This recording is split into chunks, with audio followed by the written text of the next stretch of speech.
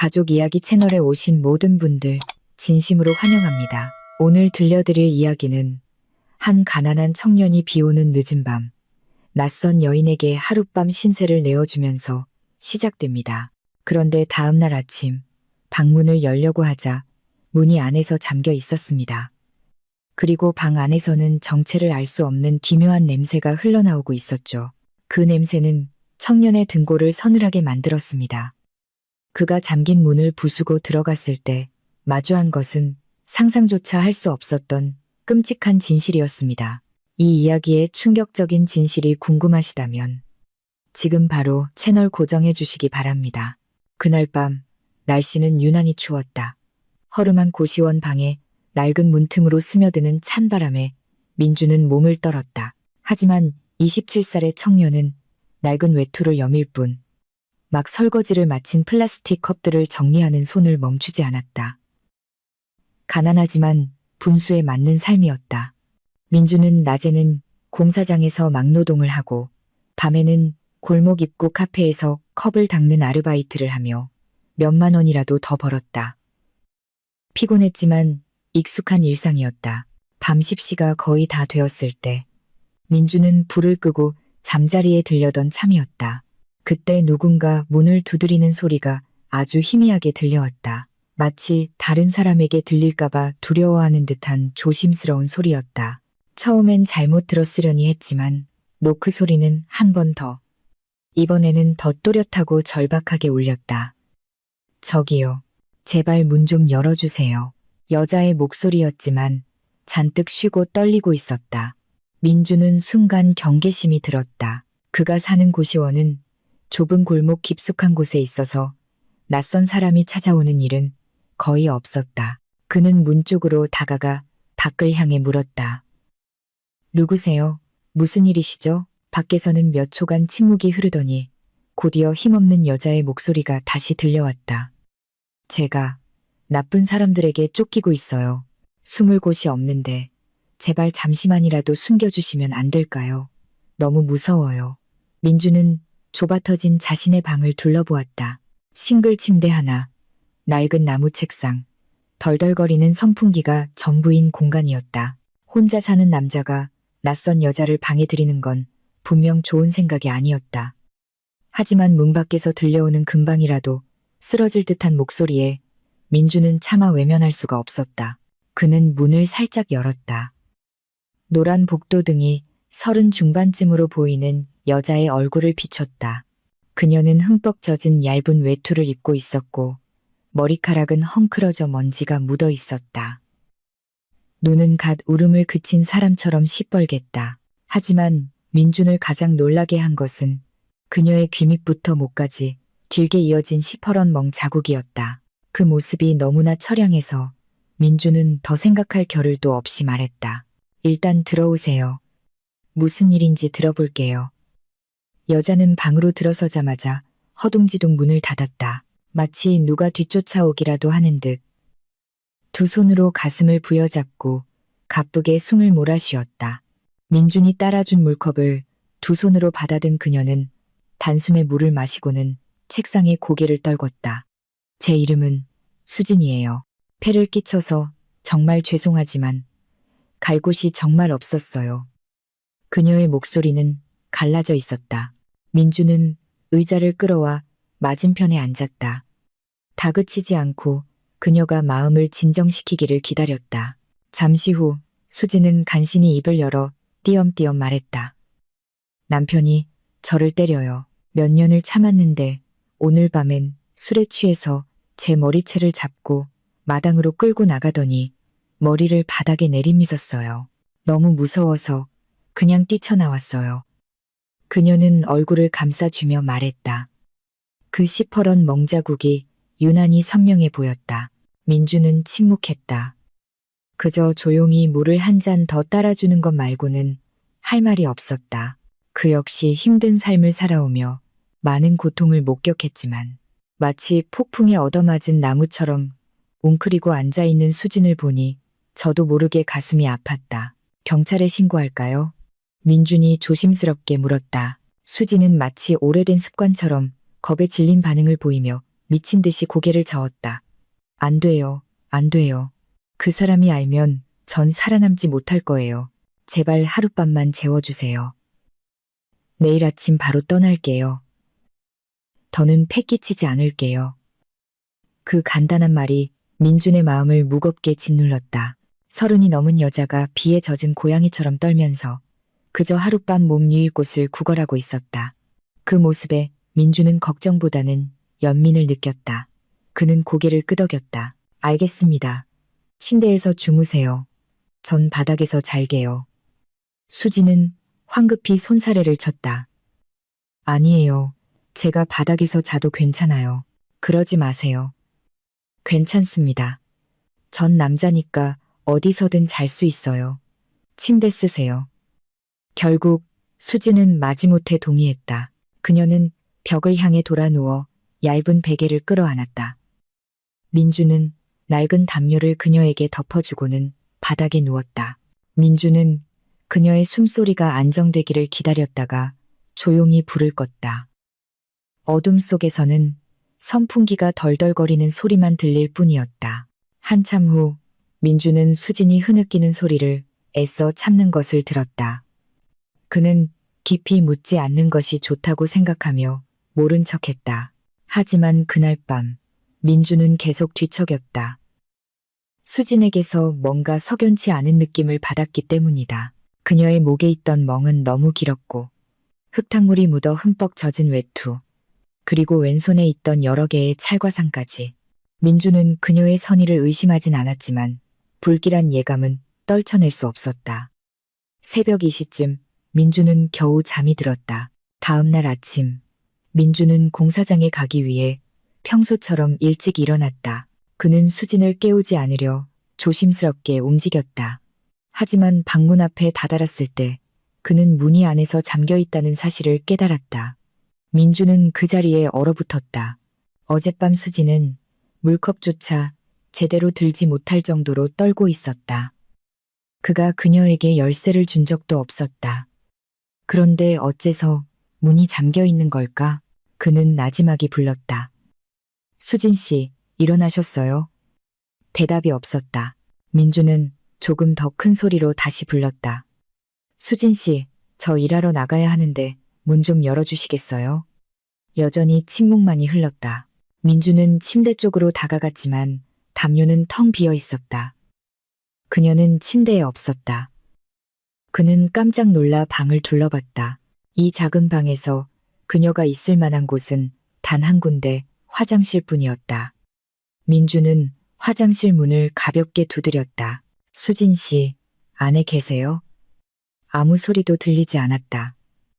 물소리도, 움직이는 소리도, 심지어 숨소리조차 들리지 않았다. 민주는 등골이 오싹해지는 것을 느꼈다. 그는 다시 방문 손잡이를 돌려보았지만 문은 굳게 잠겨 있었다. 그런데 이번에는 다른 무언가가 느껴졌다. 아주 이상한 냄새였다. 역하고 비릿하면서도 톡 쏘는 듯한 냄새가 섞여 있었다. 그 냄새는 공기 중에 희미하게 떠다니다가 점점 더 선명해지며 방구석 어딘가에서 퍼져나오는 것 같았다. 민주는 마른 침을 삼켰다. 심장이 빠르게 뛰기 시작했다. 수진 씨, 제 말 들려요? 완벽한 침묵. 민주는 화장실 문에 귀를 갖다 댔다.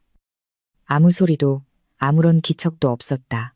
완벽한 정적 속에서 그 이상한 냄새는 점점 더 짙어졌고 민준의 얼굴은 하얗게 질려갔다.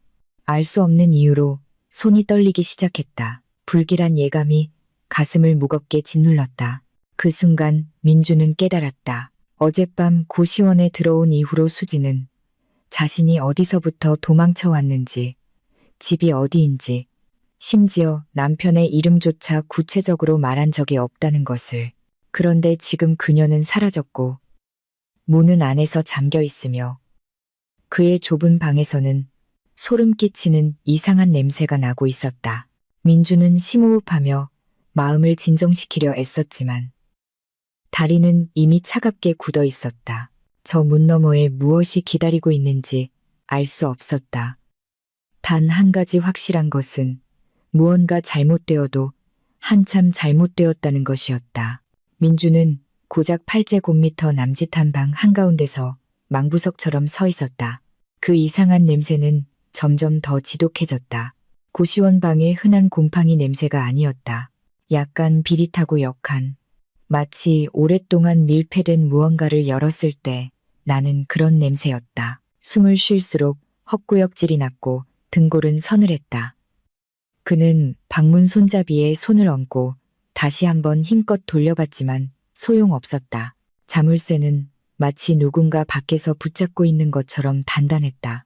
어젯밤 분명히 자신이 안에서 잠금쇠를 걸었을 뿐인데 생각할수록 이상했다. 말도 안 돼. 민주는 중얼거렸다. 식은땀이 흘렀다. 그는 방을 다시 한번 둘러보며 이상한 점이 없는지 살폈다. 방구석에는 옷을 담아둔 낡은 종이 상자가 그대로 있었고 작은 나무 책상도 변한 게 없었다. 달라진 것은 창문 커튼뿐이었다.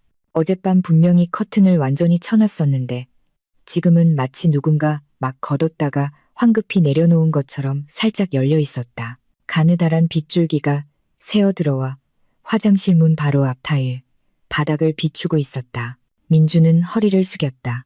바닥에는 누군가 젖은 것을 질질 끈 것처럼 짙은 갈색의 얇은 자국이 남아 있었다. 심장이 쿵 하고 내려앉았다. 그는 본능적으로 한 걸음 뒤로 물러섰다. 수진 씨. 민주는 전보다 더 큰 소리로 불렀다. 목소리에는 공포가 묻어나기 시작했다. 제 말 들려요. 무슨 일 있으면 말이라도 해줘요. 대답은 없었다. 방 안에는 낡은 선풍기가 쇠 긁는 소리를 내며 돌아갈 뿐 그 소리가 분위기를 더욱 섬뜩하게 만들었다. 민주는 심호흡을 하고 화장실 문 앞으로 다가갔다. 손이 떨렸지만 이 문을 열지 않으면 아무데도 갈 수 없었다. 그는 다시 문에 귀를 바싹 갖다 댔다. 여전히 아무 소리도 들리지 않았다. 그 순간 민주는 어젯밤 수진의 얼굴을 떠올렸다. 길게 이어진 멍, 죽음에서 도망친 사람 같던 눈빛, 쓰러질 듯 떨던 몸. 하지만 그때 그녀는 분명 말을 했고 물을 마셨고 잠을 잤다. 그런 상태의 사람이 이렇게 일찍 일어나서 문을 안에서 잠그고 흔적도 없이 사라지는 건 불가능했다. 그렇다면 이 방 안에는 단 두 사람, 민준과 수진뿐이었다. 지금 민준은 여기에 서 있고 수진은 감쪽같이 사라졌다.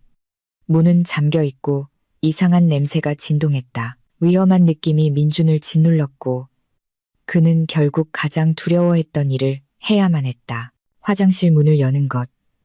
그는 손잡이를 돌렸다. 잠겨 있었다. 민준은 멈칫했다. 평소 이 낡은 고시원 화장실 문은 그냥 닫아두기만 할 뿐 자물쇠가 헐거워져서 잠그는 사람은 거의 없었다. 잠그려면 정확한 지점에서 손잡이를 돌린 후 힘껏 눌러야만 걸쇠가 들어갔다. 그리고 어젯밤 수진이 화장실에서 잠시 세수할 때 그녀는 문을 닫기만 했을 뿐 잠그지 않았다는 것을 민준은 똑똑히 기억했다. 민준이 일어났을 때도 문은 그대로 닫혀 있었고 열리거나 닫히는 소리는 들리지 않았다. 그렇다면 누가 잠근 거지? 민준은 마른 침을 삼켰다. 온몸은 뜨거워졌지만 손은 얼음장처럼 차가웠다. 그는 책상 근처에 있던 작은 드라이버를 집어들었다. 평소 선풍기 나사를 조일 때 쓰던 것이었다. 그는 자물쇠 틈새를 조심스럽게 파고들기 시작했다. 손은 떨렸지만 그는 침착함을 유지하려 애썼다. 쇠와 쇠가 부딪히는 소리가 건조하고 차갑게 울려 퍼졌다. 몇 초 후 자물쇠가 딸깍하며 풀렸다. 문이 한 뼘 정도 열리자 그 이상한 냄새가 왈칵 쏟아져 나와 민주는 기침을 터뜨렸다. 그는 손으로 코를 막았다. 눈물이 찔끔 났다. 이건 시체 썩는 냄새는 아니었지만 약품 냄새도 아니었다. 마치 어둠 속에서 오랫동안 밀폐되었던 무언가의 냄새 같았다. 무겁고 비릿하고 불쾌했으며 무엇보다 아주 익숙한 냄새였지만 민주는 그게 무엇인지 기억해낼 수 없었다. 그는 문을 조금 더 활짝 열었다. 밖에서 들어온 빛이 작은 화장실 안을 비췄다. 민주는 안을 들여다보았다. 아무도 없었다. 사람 그림자 하나 보이지 않았다. 플라스틱 대야에 물 몇 방울이 고여 있었고 낡은 수건이 거리에 걸려 있을 뿐이었다. 하지만 민준의 등골을 서늘하게 만든 것은 구석에 있는 쓰레기통이었다. 어젯밤보다 살짝 비뚤어져 있었다. 그리고 그 옆에는 아까 바닥에서 봤던 것과 같은 갈색 자국이 남아 있었다. 그는 허리를 숙여 드라이버 끝으로 쓰레기통을 살짝 건드렸다. 쓰레기통 입구가 드러나는 순간 민주는 뒤로 주춤하며 하마터면 넘어질 뻔했다. 안에는 시체도 피도 끔찍한 무언가도 없었다. 하지만 민준의 심장을 핏게 할 만한 것이 들어있었다. 검은색 천가방. 어젯밤 수진이 전혀 가지고 있지 않았던 가방이었다. 어젯밤 민준이 문을 열어줬을 때 그녀는 얇은 외투 하나만 걸치고 있었다. 가방도 소지품도 없었다. 급하게 도망치느라 아무것도 못 챙겼다고 했다. 그렇다면 이 가방은 어디서 나온 걸까? 누가 가져왔을까? 그리고 왜 쓰레기통 안에 숨겨져 있었을까? 민주는 떨리는 손으로 천가방을 조심스럽게 열었다. 안은 이중으로 되어 있었다. 민준이 바깥쪽 천을 걷어내자 얇은 플라스틱 통 같은 것이 보였다. 그는 조심스럽게 뚜껑을 열었다. 바로 그 순간 지금까지 맡았던 것 중 가장 강렬하고 역한 냄새가 얼굴로 확 끼쳐와 민주는 현기증을 느꼈다. 안에는 짙은 회색 가루가 들어있었다. 쟤처럼 고왔지만 쟤는 아니었다. 자잘한 은색 알갱이와 짙은 붉은 빛이 섞여 있었다. 민주는 이런 것을 본 적이 없었다. 그 비릿하고 역한 냄새는 바로 여기서 나고 있었다. 그는 서둘러 뚜껑을 닫았다. 심장이 미친 듯이 뛰었다. 이게 대체 뭐지? 민준이 정신을 차리기도 전에 작은 소리가 그를 깜짝 놀라게 했다. 딸깍, 방문 쪽에서 난 소리였다. 누군가 밖에서 문을 열려고 하고 있었다. 민주는 숨을 죽였다. 딸깍, 소리가 다시 들렸다. 이어서 아주 가볍고 느린 발소리가 민준의 방 앞을 지나갔다. 민준은 벽에 바싹 붙었다. 심장이 터져 나올 것 같았다. 발소리가 멈췄다. 누군가 고시원 방문 바로 앞에 서 있었다.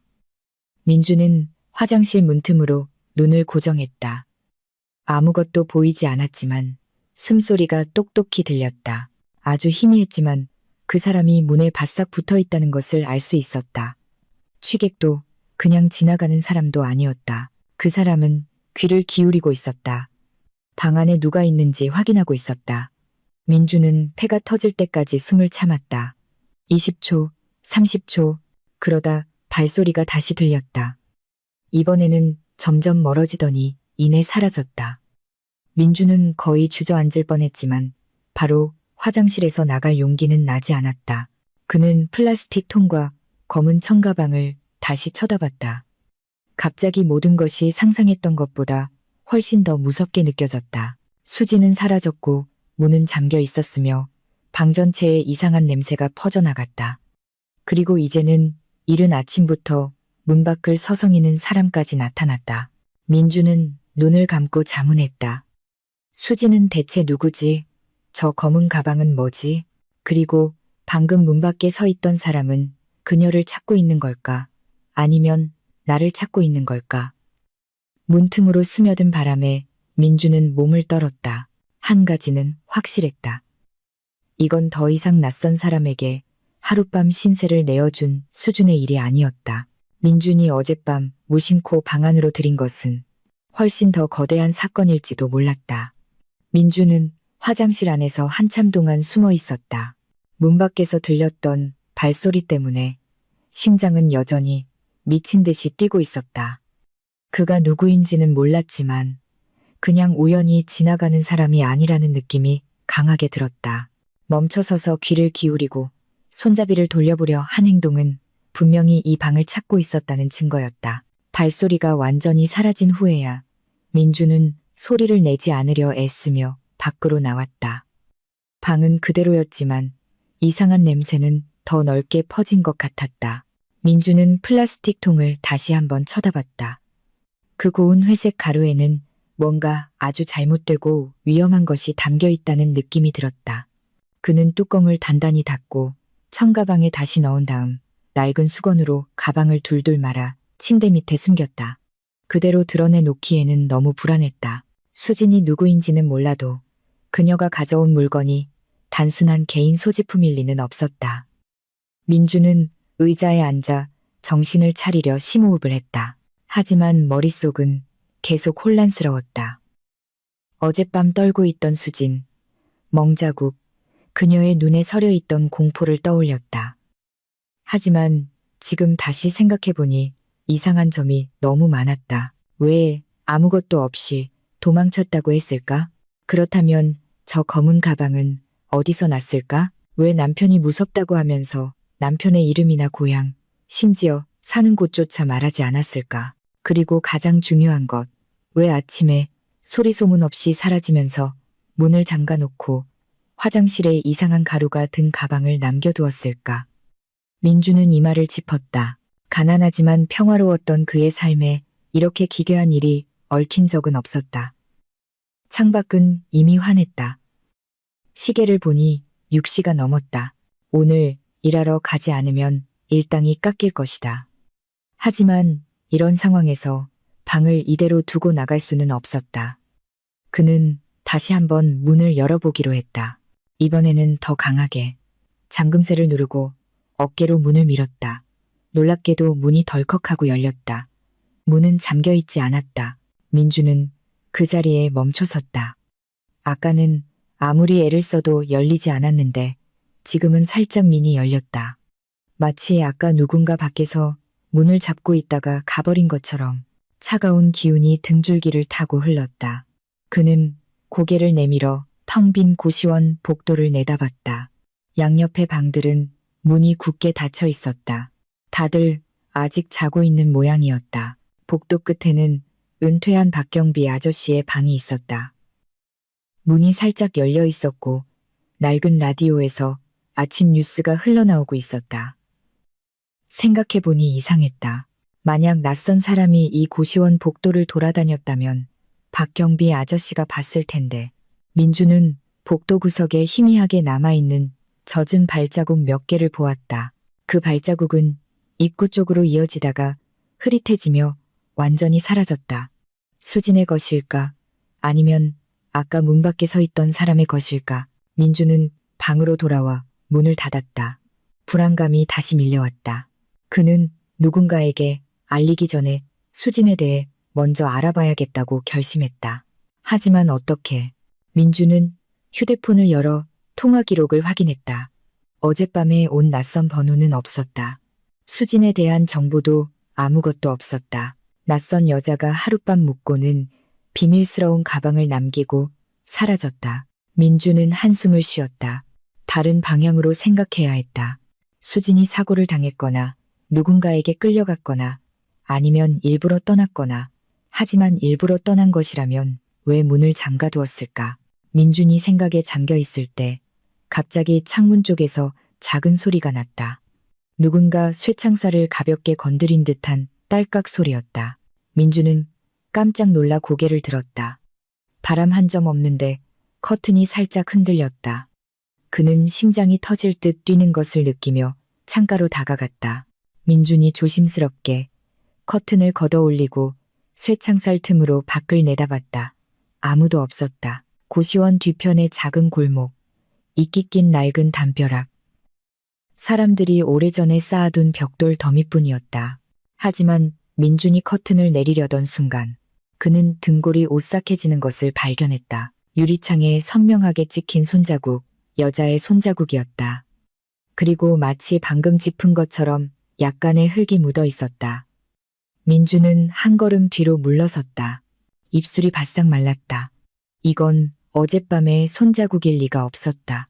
어젯밤에는 비가 와서 창문이 젖어 있었고 아침에는 깨끗하게 말라 있었다. 이 손자국은 방금 누군가 창문을 만졌다는 뜻이었다. 하지만 누가, 그리고 왜? 민주는 마른 침을 삼켰다. 작은 방이 갑자기 숨 막히게 느껴졌다. 그는 즉시 침대 밑에 숨겨둔 검은 가방을 떠올렸다. 어쩌면 아까 문 밖의 사람은 그 가방 때문에 왔을지도 모른다. 아니면 수진이 여기에 있다는 것을 아는 사람일지도. 민주는 가방이 아직 그 자리에 있는지 다시 한번 확인하기 위해 침대 밑으로 다가갔다. 그는 무릎을 꿇고 가방을 싼 수건을 끌어당겼다. 가방은 그 자리에 있었지만 민주는 순간 멈칫했다. 아까 그는 수건을 3번 감아서 넣었던 것으로 기억했다. 그런데 지금은 2번만 감겨 있었다. 누가 가방을 만졌지? 민주는 몸을 떨었다. 그가 복도 밖을 내다본 것은 불과 몇 초였다. 단 몇 초 사이에 누군가 방에 몰래 들어왔다는 말인가. 민주는 방을 샅샅이 훑어보았지만 아무도 없었다. 아무 소리도 들리지 않았지만 누군가의 시선이 자신을 지켜봤다는 느낌은 사라지지 않았다. 민준이 공포에 떨고 있을 때 휴대폰이 울렸다. 낯선 번호였다. 민주는 잠시 망설이다가 전화를 받았다. 여보세요. 수화기 너머에서는 낮고 거친 남자의 목소리가 들려왔다. 하지만 아주 날카로운 목소리였다. 어젯밤에 웬 여자 하나 못 봤나? 민주는 그 자리에 얼어붙었다. 온몸이 뻣뻣하게 굳었다. 그는 침착함을 유지하려 애썼다. 누구시죠? 상대방은 대답하지 않고 그저 천천히 한 글자 한 글자 힘주어 말했다. 키는 160 정도에 머리는 길고 나이는 30 중반쯤. 목에 멍이 있어. 본 적 있나? 민주는 목이 메는 것을 느꼈다. 수진이었다. 하지만 저 남자는 누구일까? 그녀의 남편, 어젯밤 그녀를 쫓던 사람, 아니면 아침에 문 밖에 서 있던 그놈. 민주는 몇 초간 침묵하다가 조심스럽게 대답했다. 아니요. 누구 말씀이신지 모르겠는데요. 수화기 너머는 조용했다. 등골이 오싹해지는 차가운 침묵이었다. 이윽고 남자가 말했다. 목소리가 너무 낮아서 귀에 바싹대야 겨우 들릴 정도였다. 거짓말하면 너도 그 여자처럼 사라지게 될 거야. 뚝. 전화가 끊겼다. 더 이상 신호음도 들리지 않았다. 민주는 의자에 주저앉았다. 소름이 돋았다. 맥박이 북처럼 울렸다. 너도 그 여자처럼 사라지게 될 거야. 그 말이 마치 목에 걸린 칼처럼 머릿속에서 울려 퍼졌다.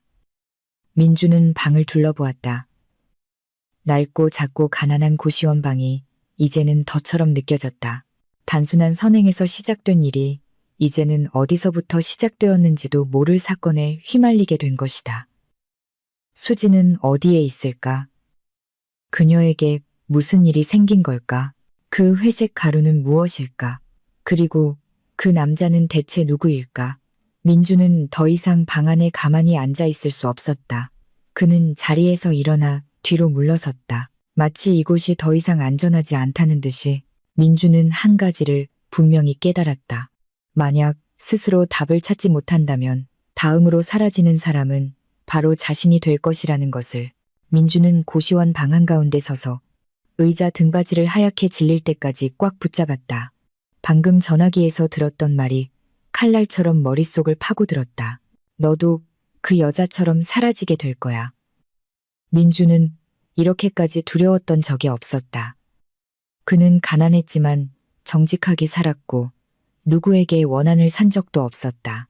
그런데 지금 단지 낯선 여자 한 명을 도와줬다는 이유로 그의 인생은 벼랑 끝으로 내몰린 것 같았다. 한참 후에야 민주는 겨우 약간의 평정을 되찾았다. 그는 한 가지를 알았다.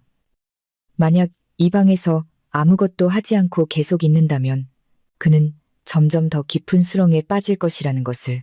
소름이 돋을 정도로 무서웠지만 그는 무슨 일이 벌어지고 있는지 알아내야만 했다. 하지만 어디서부터 시작해야 할까? 수진부터? 전화를 건 남자부터? 아니면 침대 밑에 조용히 놓여있는 검은 청가방부터? 민주는 눈을 가늘게 뜨고 가방을 다시 쳐다봤다. 수건에 쌓여 있었지만 마치 가방이 자신을 보고 있는 듯한 느낌이 들었다. 숨겨진 무언가가 열리기를 원했지만 열면 그 대가를 치러야 할 것만 같았다.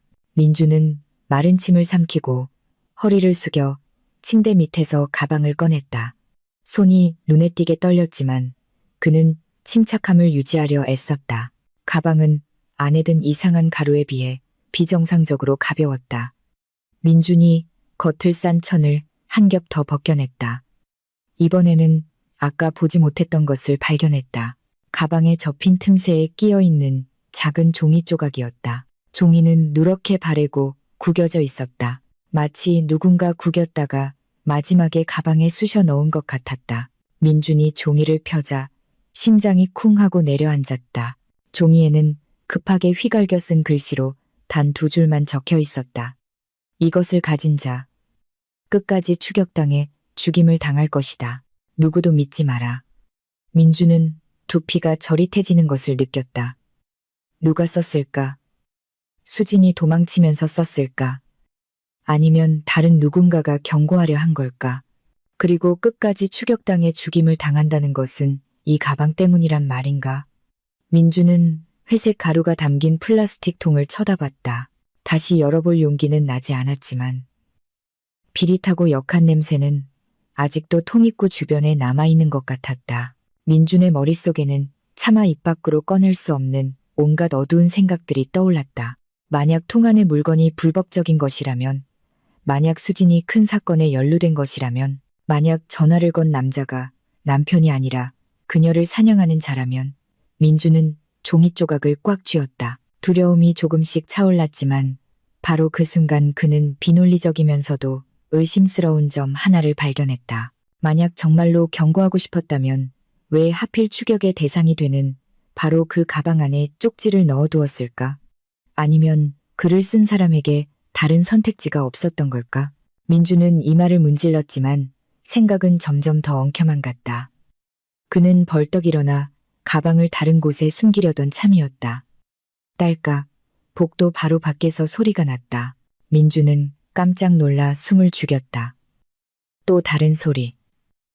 마치 누군가 아주 조심스럽고 느리게 걸어오다가 민준의 방문 바로 앞에서 멈추는 소리 같았다. 이번에는 추측이 아니었다. 그는 문틈 아래로 드리워진 그림자를 보았다. 키가 큰 그림자가 미동도 없이 서 있었다. 민준의 심장은 너무 세게 뛰어서 문 밖에 사람에게 들릴 것만 같았다. 민준은 뒤로 물러섰다. 눈은 문틈에서 떼지 않았다. 그 그림자는 움직이지도 부르지도 거친 숨을 내쉬지도 않았다. 그저 안의 모든 움직임을 듣고 있는 것처럼 가만히 서 있었다. 한참 후 그 발그림자는 아주 천천히 조심스럽게 물러났다. 민주는 슬리퍼가 시멘트 바닥에 끌리는 소리를 똑똑히 들었다. 그 소리는 점점 멀어지다가 완전히 사라졌다. 민준의 가슴은 여전히 세차게 오르내렸고 식은땀이 등줄기를 타고 흘렀다. 분명히 그 사람은 민준의 방에서 누군가 혹은 무언가를 찾고 있었다. 그리고 가장 무서운 것은 그들이 이 방이 관련되어 있다는 것을 안다는 사실이었다. 민준은 남아있는 모든 이성을 긁어모았다. 만약 여기서 기다리기만 한다면 그는 두려움 속에서 서서히 죽어갈 것이다. 행동해야 했다. 어젯밤의 단서를 찾아야 했다. 수진이 누구인지, 무슨 일이 벌어지고 있는지 알아내야 했다. 가장 먼저 떠오른 생각은 박경비 아저씨를 찾아가는 것이었다. 박경비 아저씨는 이 고시원을 관리하는 사람으로 친근하고 늘 골목을 관찰하고 있었다. 고시원 골목을 지나는 이상한 일이 있다면 그는 분명히 알아챘을 것이다. 만약 어젯밤에 도망치는 사람이 있었거나 수상한 자가 쫓아왔다면 그것을 알 유일한 사람은 그였다. 민주는 쪽지를 주머니에 쑤셔 넣고 검은 가방을 배낭에 넣어 지퍼를 잠갔다. 그는 배낭을 메고 길게 심호흡을 한 후 문을 살짝 열어 밖을 내다봤다. 복도는 텅 비어 있었다. 복도 끝에서 불어오는 가벼운 바람에 이른 아침 햇살이 양철 지붕에 부딪히며 나는 냄새가 섞여 있었다. 민주는 밖으로 나와 문을 아주 조용히 닫고 박경비 아저씨의 방을 향해 복도를 걸어갔다. 문 앞에 다다르자 아저씨가 플라스틱 의자에 앉아 벽에 등을 기댄 채 눈을 감고 라디오를 듣고 있었다. 낡은 라디오는 지지직거리는 소리를 냈지만 아저씨는 아주 열중해서 듣고 있었다. 민준이 조용히 불렀다. 아저씨. 아저씨가 눈을 뜨고 눈썹을 치켜 올렸다. 민준이 오늘 일 안 가나? 민주는 어깨에 맨 배낭을 고쳐매며 약간 떨리는 목소리로 말했다. 아저씨, 어젯밤에 혹시 뭐 이상한 거 못 보셨어요? 예를 들면 누가 고시원으로 뛰어 들어오거나 이 근처를 서성이는 사람 같은 거요. 박경비 아저씨는 한동안 민준을 빤히 쳐다봤다. 그 시선에 민준은 아저씨가 무슨 일이 있는지 짐작하고 있는 것 같은 느낌이 들었다. 잠시 후 아저씨는 낮은 목소리로 말했다. 어젯밤에 보긴 봤는데 자네가 묻는 게 그건지는 모르겠네. 민주는 깜짝 놀랐다. 뭘 보셨는데요? 박경비 아저씨는 누가 들을세라 목소리를 낮췄다. 밤 10시쯤 됐을 거야. 웬 남자가 골목 입구에서 어슬렁거리더라고. 가만히 서 있는 게 이상했어. 담배를 피우는 것도 아니고 전화를 하는 것도 아니고 아무것도 안 하고 그냥 고시원 쪽만 쳐다보고 있더라고. 민주는 발이 차가워지는 것을 느꼈다. 아저씨가 말을 이었다. 누굴 찾나 싶어서 다가가서 물어보려고 하니까 바로 돌아서서 가버리더라고. 근데 그 눈빛이 아주 차가웠어. 쳐다보는 순간 소름이 돋더라니까. 민주는 입술을 깨물었다. 손이 주먹으로 쥐어졌다. 그 남자는 전화를 건 그놈일 가능성이 매우 높았다. 박경비 아저씨는 여전히 민준의 안색을 살피며 대놓고 물었다. 무슨 일 있나? 민준이 얼굴이 새파랗게 질렸어. 민준은 입을 열었지만 바로 그 순간 골목 끝에서 한 여자의 목소리가 들려왔다. 혹시 수진 씨 못 보셨어요? 민준은 휙 돌아봤다. 40대쯤으로 보이는 여자가 허둥지둥 걱정스러운 얼굴로 고시원으로 뛰어들어오며 반복해서 외치고 있었다. 수진 씨, 세상에 어디 간 거야? 혹시 본 사람 없어요? 박경비 아저씨가 일어나서 물었다. 누굴 찾으시오? 여자는 숨을 헐떡이며 말했다. 수진 씨요. 우리 옆집 사는데 어제 오후에 나간 뒤로 돌아오질 않아요. 집에 큰일이 나서 꼭 찾아야 해요. 집에 큰일이 났다는 두 마디에 민주는 그 자리에 멈춰섰다. 그는 마른 침을 삼키고 다가가 조심스럽게 물었다. 수진 씨, 나이가 어떻게 되고 인상착의는 어떻게 되나요? 여자는 수진의 특징을 정확하게 묘사했다. 민주는 심장이 꽉 조여지는 것을 느꼈다. 그가 더 물어보려던 순간 여자는 민준의 다리를 풀리게 만드는 말을 했다. 경찰에 신고했어요. 지금 경찰이 그 언니 찾고 있어요. 어제 정말 끔찍한 일이 있었거든요. 말하면 믿지 않으실까봐 무섭네요. 민주는 목이 메었다. 그는 무의식 중에 검은 가방이 든 배낭을 꽉 쥐었다. 끔찍한 예감이 머릿속을 스쳤다. 수지는 단순히 남편에게서 도망친 여자가 아니었다. 그녀는 훨씬 더 큰 사건, 어쩌면 사람의 목숨을 앗아갈 수도 있는 사건에 연루되어 있었다. 그리고 민주는 그 사건의 한가운데로 막 끌려 들어온 것이었다. 방금 고시원으로 뛰어들어온 여자는 숨을 몰아쉬며 두 손을 벌벌 떨고 있었다. 그녀는 벽에 기대서서 손수건으로 황급히 땀을 닦았다. 얼굴은 감당하기 힘든 일을 목격한 사람처럼 굳어 있었다. 민주는 눈도 깜빡이지 않고 그녀를 쳐다봤다. 곧 듣게 될 이야기가 자신을 수진이 숨긴 비밀에 밑바닥까지 끌고 갈 것이라는 예감이 들었다. 박경비 아저씨가 그녀의 어깨에 손을 얹었다. 진정하고 천천히 집에 무슨 일이 있었는지 말해봐요. 그녀는 마른 침을 삼키고 떨리는 목소리로 말했다. 어제 저희 동네에서 사람이 하나 죽었어요. 그 말은 수백 킬로그램의 돌덩이처럼 떨어져 고시원의 공기를 차갑게 가라앉혔다. 민주는 배낭을 더 꽉 쥐었다. 심장이 가슴을 뚫고 나올 것처럼 세차게 뛰었다. 여자가 이어서 말했다. 저희 집 바로 옆집에 살던 남자예요. 어제 오후에 그 집 문이 살짝 열려있는 걸 봤는데 밤이 되니까 지독한 냄새가 나더라고요. 경찰이 와서 확인해보니 방 안에서 죽어 있었어요. 그런데 아주 이상하게 죽었어요. 민주는 마른 침을 삼켰다. 지독한 냄새, 비릿한 냄새, 이상한 냄새. 그가 검은 가방에서 맡았던 냄새와 비슷했다. 그녀는 끔찍한 광경을 떠올리는 듯 손으로 입을 가렸다. 얼굴이 기괴하게 변해 있었어요. 어떤 곳은 붉고 어떤 곳은 파랗고 두 손은 누가 꺾어 놓은 것처럼 뒤로 꺾여 있었고요. 동네 사람들 모두가 겁에 질렸어요. 하지만 경찰이 가장 크게 의심하는 건 그녀는 거기까지 말하고는 주위를 휙 둘러보고는 거의 속삭이듯 목소리를 낮췄다. 그 집에서 여자 발자국이 발견됐다는 거예요. 흙이 묻은 작은 발자국이었는데 수진 언니 슬리퍼랑 똑같았대요. 민주는 그 자리에 얼어붙었다. 오늘 아침 그의 방 유리창에 있던 손자국에도 흙이 묻어 있었다.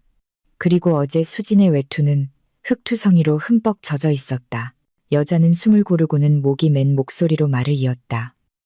수진 언니가 그 남자랑 마지막으로 이야기한 사람이었어요. 사람들이 언니가 이 고시원 쪽으로 가는 걸 봤다고도 했고요. 어젯밤에 아무리 전화해도 연락이 안 됐어요. 지금 경찰이 찾고 있어요. 민주는 온몸에 피가 차갑게 식는 것을 느꼈다.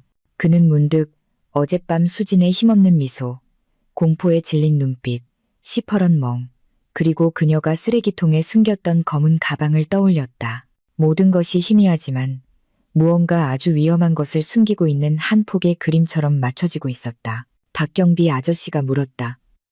죽은 남자가 그 수진 씨 남편이요? 여자는 고개를 저었다. 아니요, 남편은 다른 사람이에요. 죽은 그 남자는, 그녀는 천천히 한 글자 한 글자 말했다. 악질 사채업자였어요. 수진 언니 집에 돈 받으러 몇 번 왔었어요. 크게 싸우기도 했고요. 그런데 그저께 밤에는 언니를 골목 밖으로 끌고 나가서 몰로 협박하는 소리를 들었어요. 어제 그 남자가 죽었고 오후에는 수진 언니가 사라졌어요. 민주는 그 말을 듣자 무릎에 힘이 풀렸다. 사채업자, 협박, 골목으로 끌려나감, 그리고 기이한 죽음. 만약 수진이 그 남자가 죽기 전에 그 집에 있었다면. 옆집 여자는 한숨을 쉬었다. 저는 그냥 언니가 무사하기만 바랄 뿐이에요. 하지만 이번 사건은 뭔가 이상해요. 경찰 말로는 칼에 찔린 것도 아니고 맞아서 죽은 것도 아니고 무언가가 몸에 흡수되어서 죽은 것 같대요. 민주는 그 말을 듣자 등골이 오싹해졌다.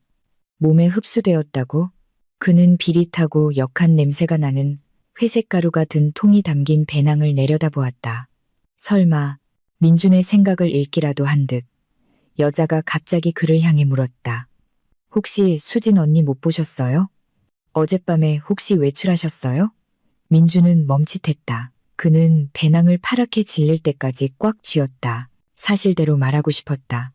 수진이 자신의 방에 숨어들었고 하룻밤 자고는 흔적도 없이 사라졌다고 말하고 싶었다. 하지만 전화기에서 들었던 협박이 칼날처럼 귓가를 스쳤다. 거짓말하면 너도 사라지게 될 거야. 만약 사실을 말하면 그 흉악한 놈이 자신을 찾아올까? 이 살인 사건에 휘말리게 될까? 그는 조용히 고개를 저었다. 아니요, 못 봤습니다. 여자는 실망한 듯 미간을 찌푸렸지만 의심하지는 않았다. 그럼 혹시라도 그 언니를 보게 되면 제발 저한테 알려주세요. 혼자서 몇 년을 버텨왔는데 이런 일이 생겨서 나쁜 생각이라도 할까봐 걱정돼요. 말을 마친 그녀는 허둥지둥 떠났다. 박경비 아저씨가 돌아와 민준을 쳐다봤다. 그의 눈빛은 유난히 날카로웠다. 민준아, 너 지금 뭔가 숨기고 있지? 민준은 깜짝 놀랐다. 박경비 아저씨는 민준의 눈을 몇 초간 더 깊이 들여다보고는 나지막이 말했다. 아침부터 안절부절 못하는 게 보이더라.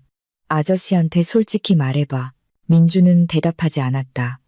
입술이 살짝 떨렸다. 그는 두려웠지만 박경비 아저씨가 이야기할 수 있는 유일한 사람이라고 믿었다.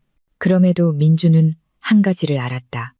만약 모든 것을 말하면 그는 수사 대상이 되거나 더 나쁘게는 누군가의 표적이 될 위험이 있었다. 민준은 심호흡하며 침착하려 애썼다. 아저씨, 어젯밤에 제 방에 이상한 일이 있긴 했어요. 하지만 아저씨가 생각하는 그런 건 아니고요. 그냥 문 밖에서 이상한 소리가 들리더니 문이 잠겨 있었어요. 박경비 아저씨는 미간을 찌푸렸다. 잠겨 있었다고. 누가 잠갔는데? 민주는 마른 침을 삼켰다. 모르겠어요. 거짓말이었지만 그에게는 다른 선택이 없었다. 박경비 아저씨는 한숨을 쉬며 민준의 어깨를 두드렸다. 이상한 낌새가 보이면 바로 나한테 말해. 알았지? 사체랑 얽힌 일은 간단하지 않아. 특히 사람이 죽었을 때는 괜히 너까지 엮이지 않게 조심해. 민주는 힘없이 고개를 끄덕였다. 박경비 아저씨는 방으로 들어가 문을 닫았다. 민주는 복도에 홀로 서서 혼란스러워했다. 사채업자는 기이하게 죽었고 수지는 실종되었다. 정체불명의 남자는 출처를 알 수 없는 회색 가루가 든 가방을 찾고 있었고 유령 같은 협박이 그를 쫓고 있었다. 민주는 허리를 숙여 배낭을 열고 검은 가방을 쳐다봤다. 그의 머릿속에 스스로도 소름이 돋는 생각이 떠올랐다. 무슨 일이 있었는지 알려면 수진을 찾아야 했다. 모든 것에 답할 수 있는 사람은 그녀뿐이었다. 하지만 그녀를 찾는다는 것은 그를 사라지게 만들 준비가 된 그 남자와 마주해야 한다는 것을 의미했다. 민주는 길게 숨을 들이마셨다. 아침 햇살이 복도를 비췄지만 민준에게는 어둠이 덮쳐오는 것처럼 느껴졌다. 그는 배낭을 고쳐매고 고시원 입구를 향해 돌아섰다. 다리가 떨릴 정도로 무서웠지만 민주는 발걸음을 옮겼다. 바로 그때 골목 끝에서 낯선 번호판을 단 오토바이 한 대가 아주 천천히 다가와 고시원 입구 바로 앞에 멈춰섰다. 오토바이에 탄 남자는 들어오지도 부르지도 않고 그저 그 자리에 앉아 민준을 똑바로 쳐다보고 있었다. 민준은 그 눈빛을 즉시 알아봤다. 차갑고 깊고 날카로운. 바로 그에게 전화를 걸었던 그 남자였다. 민준은 고시원 입구 한가운데서 얼어붙었다. 손가락 마디가 하얘질 때까지 배낭끈을 꽉 쥐었다. 오토바이에 앉은 남자는 헬멧을 쓰지 않았다.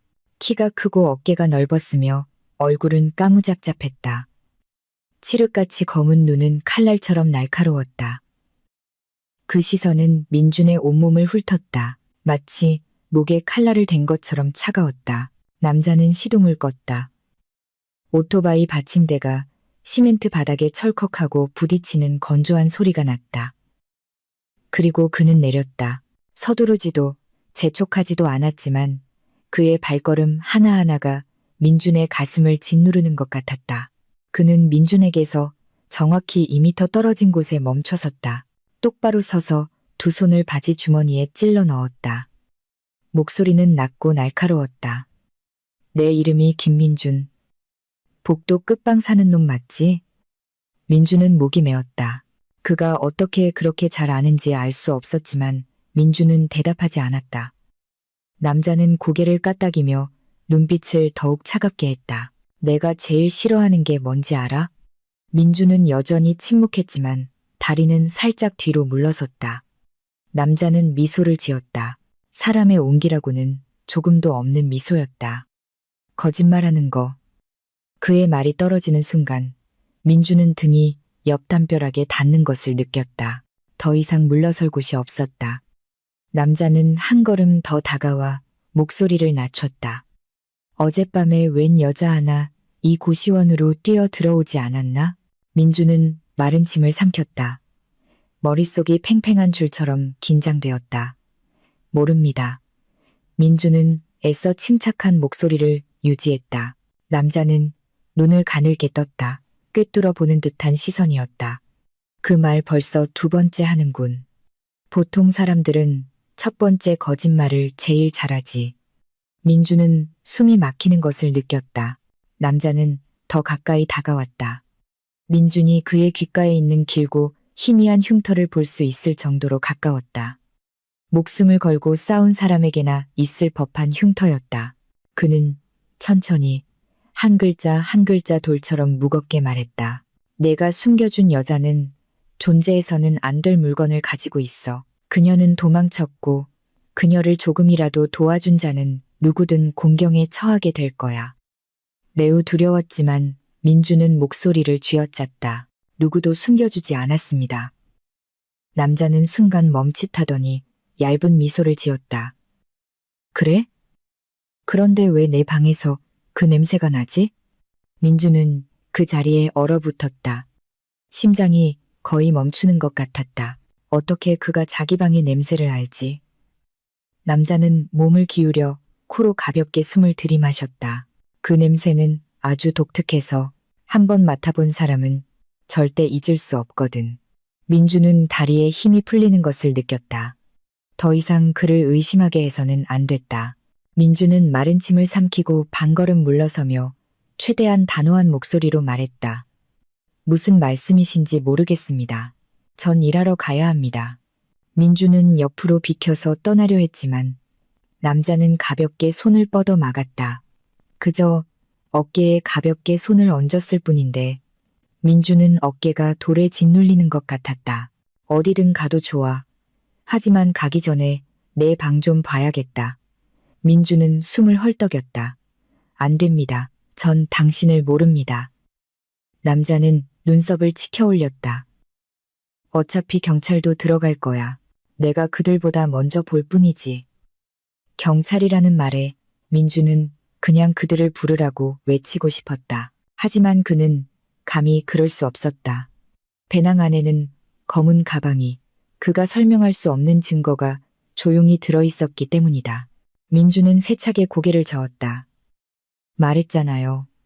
전 아무것도 모른다고. 방에 들어올 수 없습니다. 남자의 입가에서 미소가 사라졌다. 그는 민준의 어깨를 꽉 움켜쥐었다. 민준이 아픔의 이를 악물 정도로 세게. 내가 무슨 생각하는지 알아? 사람들은 들킬까봐 두려울 때만 거절하지. 넌 지금 아주 두려워하고 있어. 민주는 심장이 바닥으로 떨어지는 것을 느꼈다. 남자는 더 세게 쥐며 목소리를 낮췄다. 그 여자가 그 물건을 너한테 줬나?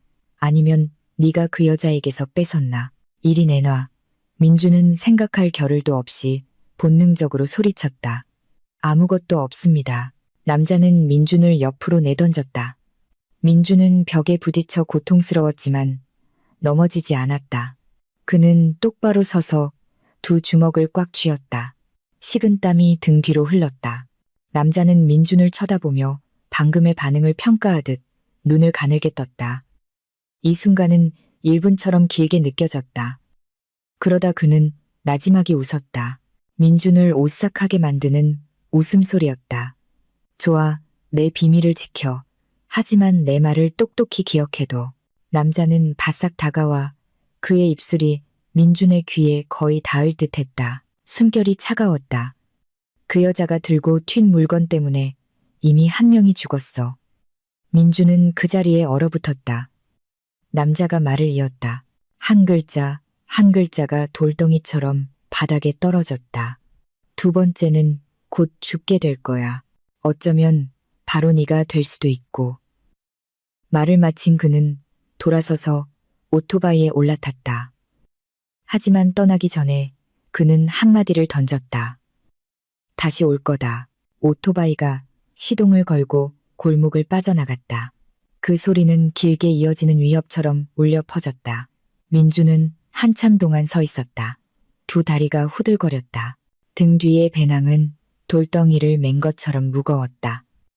그는 몸을 돌려 고시원으로 들어갔다. 심장은 여전히 세차게 뛰고 있었다. 민준이 자기 방 근처에 다다랐을 때 박경비 아저씨가 문을 살짝 열고 나지막이 불렀다. 민준아, 이리 와봐. 민준이 아저씨 방으로 들어가자 아저씨는 문을 닫고 커튼을 치고는 민준을 빤히 쳐다봤다. 그놈 누구야? 아까부터 너랑 얘기하는 거 봤는데 얼굴이 아주 험악하더군. 민준은 고개를 저었다. 모르겠어요. 박경비 아저씨는 한숨을 쉬더니 갑자기 엄한 목소리로 말했다. 민준아, 내가 여기서 10몇 년을 살았어. 얼굴만 봐도 어떤 놈이 위험한지 알아. 그놈은 보통 놈이 아니야. 그놈이 너한테 물었다는 건 네가 큰일에 엮였다는 뜻이야.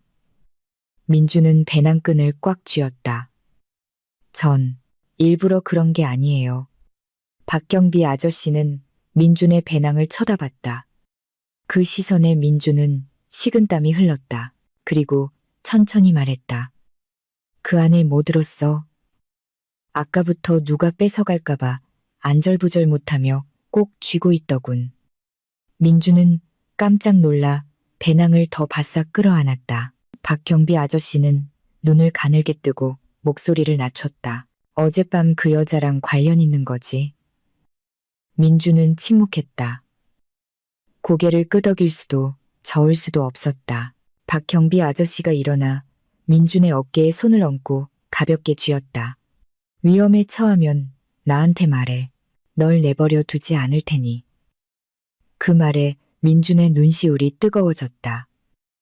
이 혼란스러운 아침에 처음으로 그는 자신이 완전히 혼자가 아니라는 것을 느꼈다. 하지만 민준은 사실을 말할 수 없었다. 박경비 아저씨를 믿지 못해서가 아니라 아는 사람이 많아질수록 더 많은 사람이 위험에 처할 것이기 때문이었다. 민준은 일어나 배낭을 들고 길게 숨을 들이마셨다. 사람을 찾으러 가야 해요. 박경비 아저씨는 미간을 찌푸렸다. 누구를? 민준은 문을 열고 돌아서며 쉰 목소리로 말했다. 수진 씨를요. 그리고 민준이 막 복도로 나서는 순간 땀에 흠뻑 젖은 작은 그림자가 벽 구석에서 그를 쳐다보고 있었다. 민준은 깜짝 놀랐다. 그 사람은 벌벌 떨고 있었고 눈은 멍했으며 머리는 헝클어져 있었고 옷은 흙투성이었다. 수진이었다. 그녀는 거기에 서 있었지만 그녀의 눈은 어젯밤과 같지 않았다. 텅 비어 있었고 두려워했으며 마치 민준이 자신을 구해주기를 기다리는 것 같았다. 민준은 복도 한가운데서 못 박힌 듯 멈춰 섰다. 수진은 그에게서 3미터도 채 안 되는 거리에 서서 넉나간 눈으로 그를 쳐다보고 있었다. 피곤하고 밤새 한숨도 못 잔 듯 시뻘겋게 충혈된 눈. 머리카락은 헝클어져 얼굴에 달라붙어 있었고 외투는 흙먼지로 얼룩져 있었다. 온몸은 마치 살아있는 악몽에서 막 도망친 사람처럼 벌벌 떨고 있었다. 수진 씨. 민준이 나지막이 불렀다. 목소리가 메었다. 수진은 대답하지 않았다. 그녀는 그저 세상에서 유일하게 의지할 수 있는 사람을 보는 듯 민준을 쳐다볼 뿐이었다. 입술이 떨렸지만 말이 되어 나오지는 않았다. 민준이 다가가려 하자 수진은 즉시 한 걸음 뒤로 물러섰다. 마치 다칠까봐 두려워하는 듯이. 안 돼요. 가까이 오지 마요. 그녀의 목소리는 너무나 쉬고 약해서 두 마디만 더 하면 쓰러질 것 같았다. 민준은 멈춰서서 위협하지 않는다는 것을 보여주기 위해 두 손을 들었다. 수진 씨, 진정해요. 해치지 않아요. 어젯밤에 어디 갔었어요?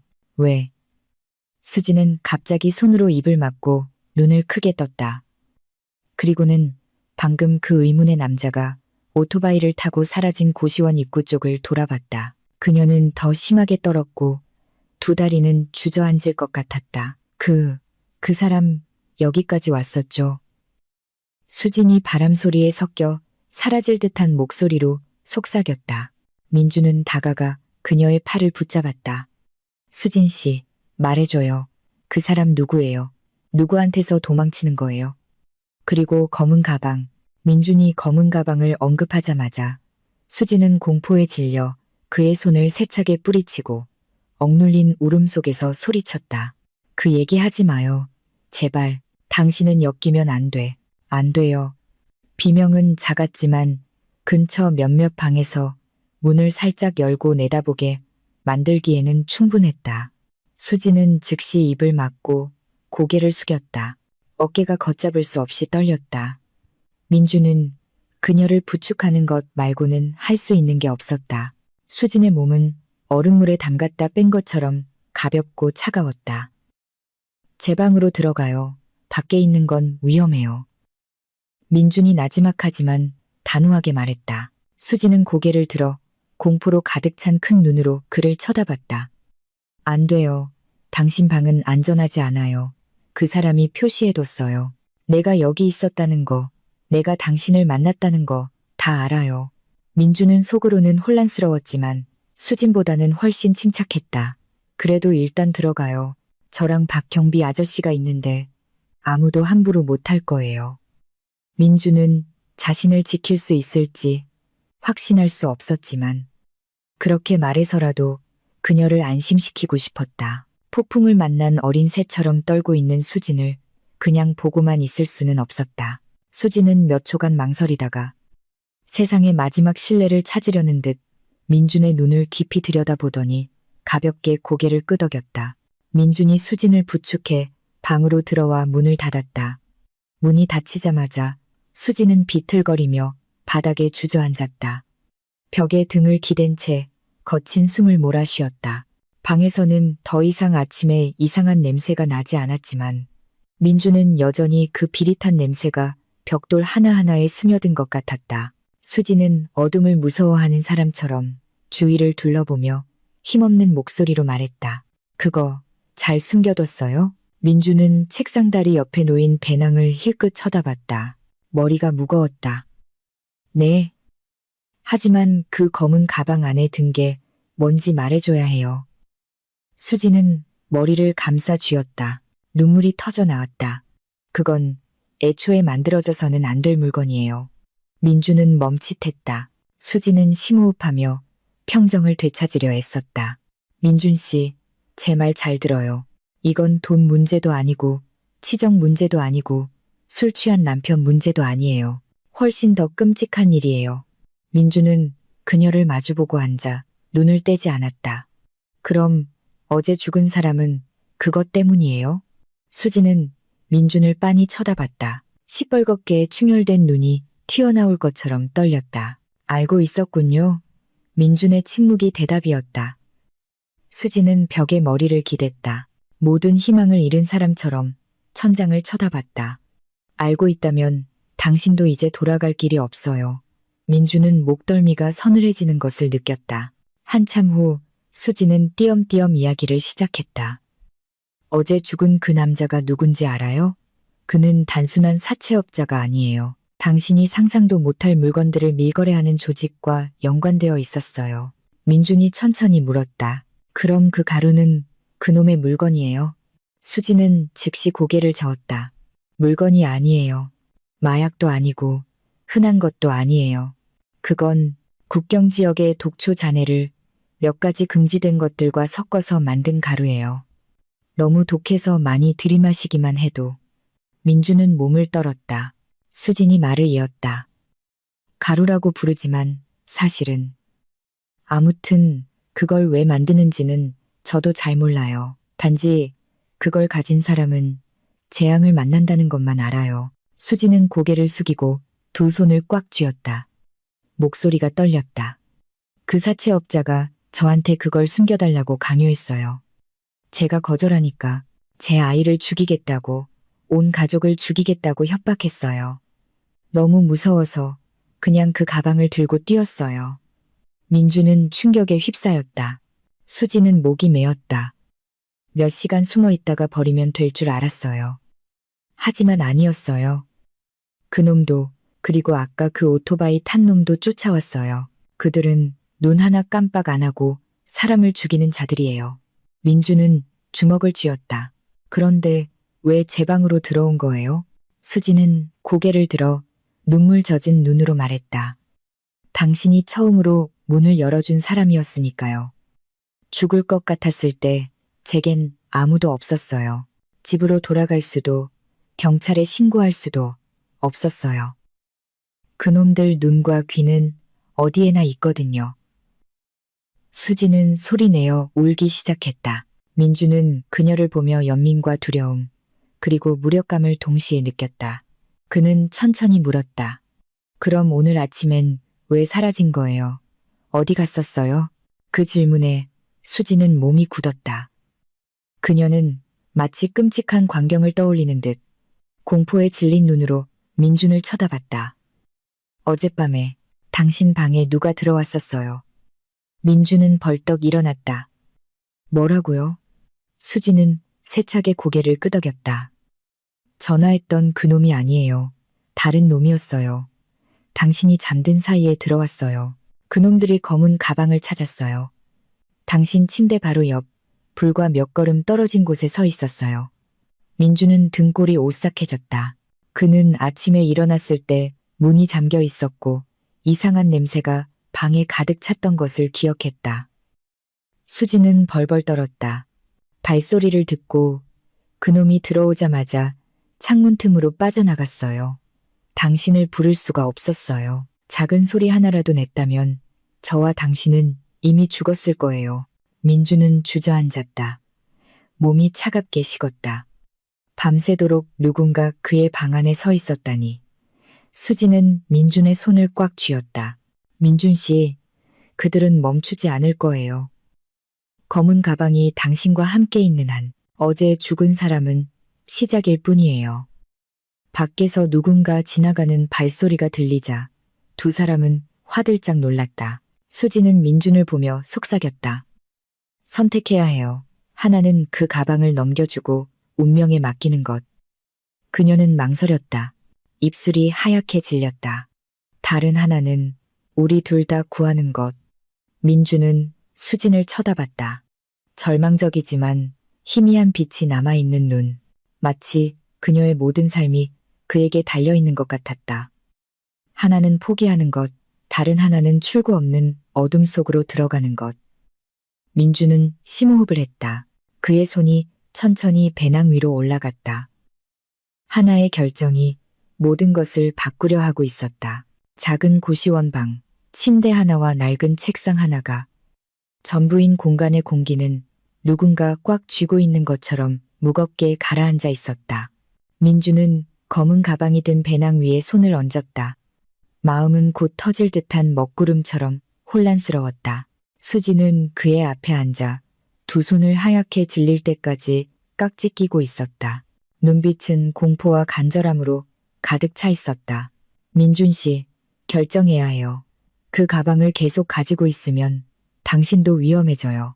수진이 갈라진 목소리로 말했다. 민주는 그녀를 빤히 쳐다봤다. 그럼 제가 어떻게 하길 원해요?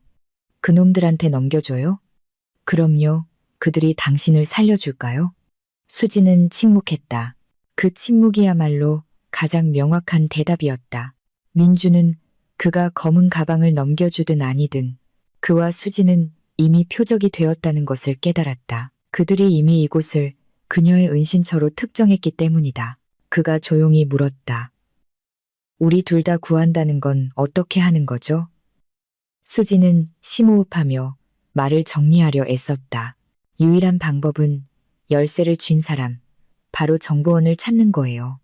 민주는 미간을 찌푸렸다. 무슨 정보원이요? 수지는 두려움과 희망이 뒤섞인 눈으로 민준을 쳐다봤다. 그 사채업자에게 이 가방을 넘겨준 사람이에요. 그놈 혼자 얽힌 게 아니에요. 배우가 있고 그 배우도 지금 저를 찾고 있어요. 민주는 몸이 차가워졌다. 두 세력이 있다는 말이에요? 수지는 고개를 끄덕였다. 양쪽 모두 가방 안의 것을 원해요. 한쪽은 아까 그 남자 같은 배신자를 처리하는 놈들이고 다른 한쪽은 물건을 넘겨준 놈들인데 제가 들고 튀었으니 되찾으려 하는 거죠. 민주는 멈칫했다. 그럼 당신은 양쪽 모두에게서 도망치고 있는 거네요. 수지는 고개를 떨궜다. 어젯밤 그놈들 눈빛을 보기 전까지는 검은 가방이 그렇게까지 위험한 물건인 줄 몰랐어요. 민주는 침대에 주저앉아 두 손으로 이마를 짚었다. 평범한 여자가 두 세력의 추격전에 휘말렸고 자신은 단지 문을 열어줬다는 이유로 그물에 걸린 것처럼 얽혀들었다. 민준이 속삭였다. 정보원을 찾으려면 어디서부터 시작해야 하죠? 수지는 민준을 보며 천천히 말했다. 모든 것을 잘하는 사람이 한 명 있어요. 그 사채업자의 옛 부하였죠. 망을 보기도 했고 이 물건을 여러 곳에 전달하기도 했어요. 그는 이 물건의 출처를 알아요. 민준이 고개를 들었다. 지금 그는 어디에 있죠? 수지는 떨리는 목소리로 말했다. 신화 도매시장에요. 냉동창고 구역에서 경비원으로 일하고 있어요. 이름은 철민이에요. 하지만 그곳에 껍데기처럼 숨어 지내요. 그놈들이 그를 죽이려고 한 지 오래됐거든요. 민주는 똑바로 앉았다. 눈빛이 날카로워졌다. 그를 찾으면 이 가방이 뭔지, 그리고 왜 그놈들이 당신을 그렇게까지 쫓는지 명확히 말해줄 거라는 거군요. 수지는 세차게 고개를 끄덕였다. 네, 그 사람만이 탈출구를 알아요. 민주는 더 이상 생각할 수 없었다. 상황이 이 지경에 이르렀는데 가만히 있는 것은 죽음을 기다리는 것과 같았다. 수진을 여기에 남겨두는 것도 안전하지 않았다. 그는 일어나 배낭을 쏟다. 수진이 깜짝 놀랐다. 민준 씨, 어디 가려고요? 민주는 단호하게 말했다. 철민이라는 사람을 찾으러요. 수진은 민준의 손을 붙잡았다. 목소리가 거의 부서질 듯했다. 안 돼요. 당신은 몰라요. 그놈들이 그 시장을 계속 감시하고 있어요. 낯선 사람이 어슬렁거리기만 해도 바로 잡혀갈 거예요. 민주는 그녀의 손을 잡으며 안심시켰다. 알아요. 하지만 정보원을 찾지 않으면 우리 둘 다 죽어요. 수지는 계속 고개를 저었지만 민준이 말을 끊었다. 저를 믿어요. 순간 수진의 눈빛이 부드러워졌다. 그녀는 입술을 피가 나도록 깨물더니 가볍게 고개를 끄덕였다. 눈물이 떨어졌지만 그녀는 재빨리 닦아냈다. 민준이 방문을 열자 수지는 멈춰서서 문을 잡고 나지막이 말했다. 정문으로 나가면 안 돼요. 뒷길로 가요. 민준은 고개를 끄덕였다. 그와 수지는 고시원 뒷문을 통해 무성한 바나나 나무 숲을 빠져나갔다. 고시원 뒤편의 흙길은 아는 사람이 거의 없었다. 민준이 앞장섰고 수지는 바로 뒤를 따르며 걱정스럽게 계속 뒤를 돌아봤다. 고시원을 벗어난 지 얼마 되지 않아 멀리서 오토바이 소리가 들려왔다. 수지는 그의 손을 꽉 쥐었다. 그들이 돌아오고 있어요. 민주는 수진을 끌어당겨 버려진 집의 얼룩진 벽 뒤로 숨었다. 오토바이가 지나갔다. 바로 아까 그 남자였다. 그는 천천히 달리며 길 구석구석을 훑어보고 있었다. 수지는 거의 숨을 멈췄다. 민주는 그녀가 떨지 않도록 어깨를 가볍게 감쌌다. 오토바이가 시야에서 사라지자 민주는 가자고 신호했다. 두 사람은 흙길을 따라 작은 묘지를 가로질렀다. 향냄새가 희미하게 남아 있었다. 수지는 민준에게 바싹 붙어 걸었다. 마치 몇 미터만 떨어져도 끌려갈 것처럼 두려워했다. 신화 도매시장 근처에 다다르자 술에 끄는 소리, 상인들의 목소리, 서로를 부르는 소리가 시끄럽게 울려 퍼졌다. 하지만 그 소음 속에서도 민주는 누군가 자신들을 감시하고 있는 듯한 섬뜩한 느낌을 받았다. 수진이 저편의 냉동 창고 구역을 가리켰다.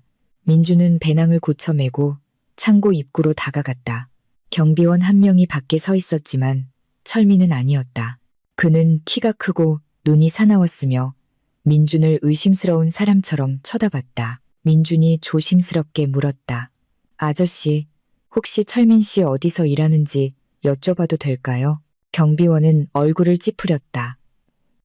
어떤 철민, 여기 그런 이름 없어. 수진이 민준의 옷소매를 잡아당기며 물러서라고 신호했다. 민준은 즉시 알아차렸다. 이 사람은 철민에 대해 언급하고 싶어 하지 않았다. 즉, 철민은 정말로 이 구역에 숨어 있다는 뜻이었다. 민준은 냉동 창고 뒤편 낡은 컨테이너들이 불량품을 보관하는 데 사용되는 곳으로 돌아갔다. 그는 주위를 둘러보다가 컨테이너 뒤에서 담배에 불을 붙이고 있는 작고 마른 남자의 모습을 발견했다. 민준은 위험을 무릅쓰고 다가갔다. 철민 씨, 그 남자는 깜짝 놀라 벌떡 일어났다. 눈이 튀어나올 것처럼 놀라며 도망치려 했다. 하지만 민준과 수진을 보자 그의 시선이 멈췄다. 그는 수진을 한참 동안 쳐다보더니 두려움 가득한 한숨을 내쉬었다. 세상에, 아직 살아 있었네요. 수진은 가볍게 고개를 끄덕였다. 목소리가 갈라졌다. 철민 씨, 도움이 필요해요. 철민은 계속해서 좌우를 살폈다. 안 돼요. 그놈들이 지금 미친 듯이 당신을 찾고 있어요. 이 창고 전체가 며칠째 감시당하고 있다고요. 두 분이 여기 온 건 자살행위예요. 민준이 다가섰다. 저희는 그냥 진실을 알고 싶을 뿐이에요. 그 검은 가방, 대체 뭐죠? 왜 다들 그것 때문에 사람을 죽이려고 하는 거죠. 검은 가방이라는 말에 철민의 얼굴이 귀신을 본 것처럼 하얗게 질렸다. 그는 한 걸음 뒤로 물러서며 거의 소리치듯 말했다. 두 사람, 그거 가지고 여기까지 온 거예요? 민주는 배낭을 꽉 쥐었다. 여기 있어요. 철민은 손으로 머리를 감싸 쥐었다. 죽었다. 진짜 죽었어. 그놈들은 냄새를 맡는단 말이에요. 수진이 철민의 옷소매를 붙잡았다. 목소리가 메었다. 말해줘요. 그 가방 안에 든 게 뭐예요? 철민은 두 사람을 한참 동안 쳐다보더니 담배를 깊이 빨아들였다. 그의 목소리가 낮아졌다. 그건 가루가 아니에요. 죽은 사람의 뼈가루예요. 민주는 몇 초간 심장이 부섰다. 수지는 흐느꼈다. 공간이 멈춘 것 같았다. 철민이 말을 이었다. 목소리는 마치 그 자신도 그 물건이 두려운 듯 떨리고 있었다. 그냥 뼈가루가 아니에요. 묻을 수 없는 자들의 뼈가루라고요. 그놈들은 그걸 독약과 섞어서 사용해요. 그걸 가진 자는 재앙을 만나고 거역하는 자는 죽어요. 민주는 온몸의 피가 차갑게 식는 것을 느꼈다. 철민은 두 사람을 빤히 쳐다봤다. 이제 왜 그놈들이 죽이려 하는지 알겠어요? 바로 그때 컨테이너 뒤편에서 작은 소리가 들렸다. 누군가 다가오고 있었다. 컨테이너 뒤편에서 쓱 하는 소리가 났다. 마치 무거운 물체가 시멘트 바닥을 끄는 소리 같았다. 쿵! 민준, 수진, 그리고 철민은 동시에 돌아봤다. 얼굴이 하얗게 질렸다. 차가운 김이 피어오르는 컨테이너들 사이의 좁은 공간. 사람 그림자 하나만 나타나도 도망칠 길은 없었다. 철민이 검지를 입술에 대고 조용히 하라는 신호를 보냈다. 수지는 민준의 손목을 꽉 잡았다. 손이 너무 차가워서 민준은 자기도 모르게 몸을 떨었다. 그는 고개를 끄덕이며 그녀를 안심시켰지만 속으로는 심장이 북처럼 울렸다. 소리가 다시 들렸다.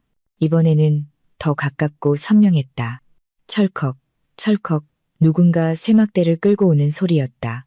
철민이 속삭였다. 나를 따라와요. 천천히, 뛰면 안 돼. 세 사람은 냉동창고 뒤편 벽에 바싹 붙어 조심스럽게 뒷걸음질 쳤다. 여러 개의 컨테이너가 좁고 어두운 통로를 만들고 있었다.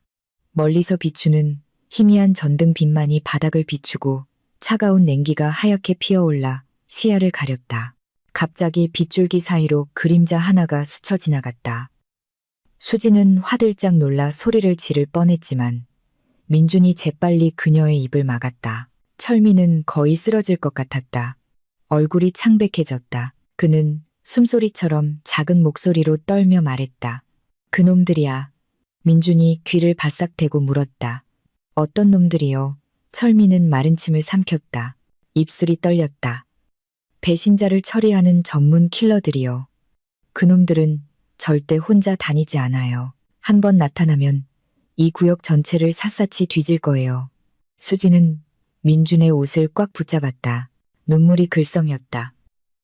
민준 씨, 우리 당장 여기서 나가야 해요. 민준은 그녀의 손을 꽉 쥐었지만 그의 시선은 방금 스쳐 지나간 검은 그림자에 고정되어 있었다.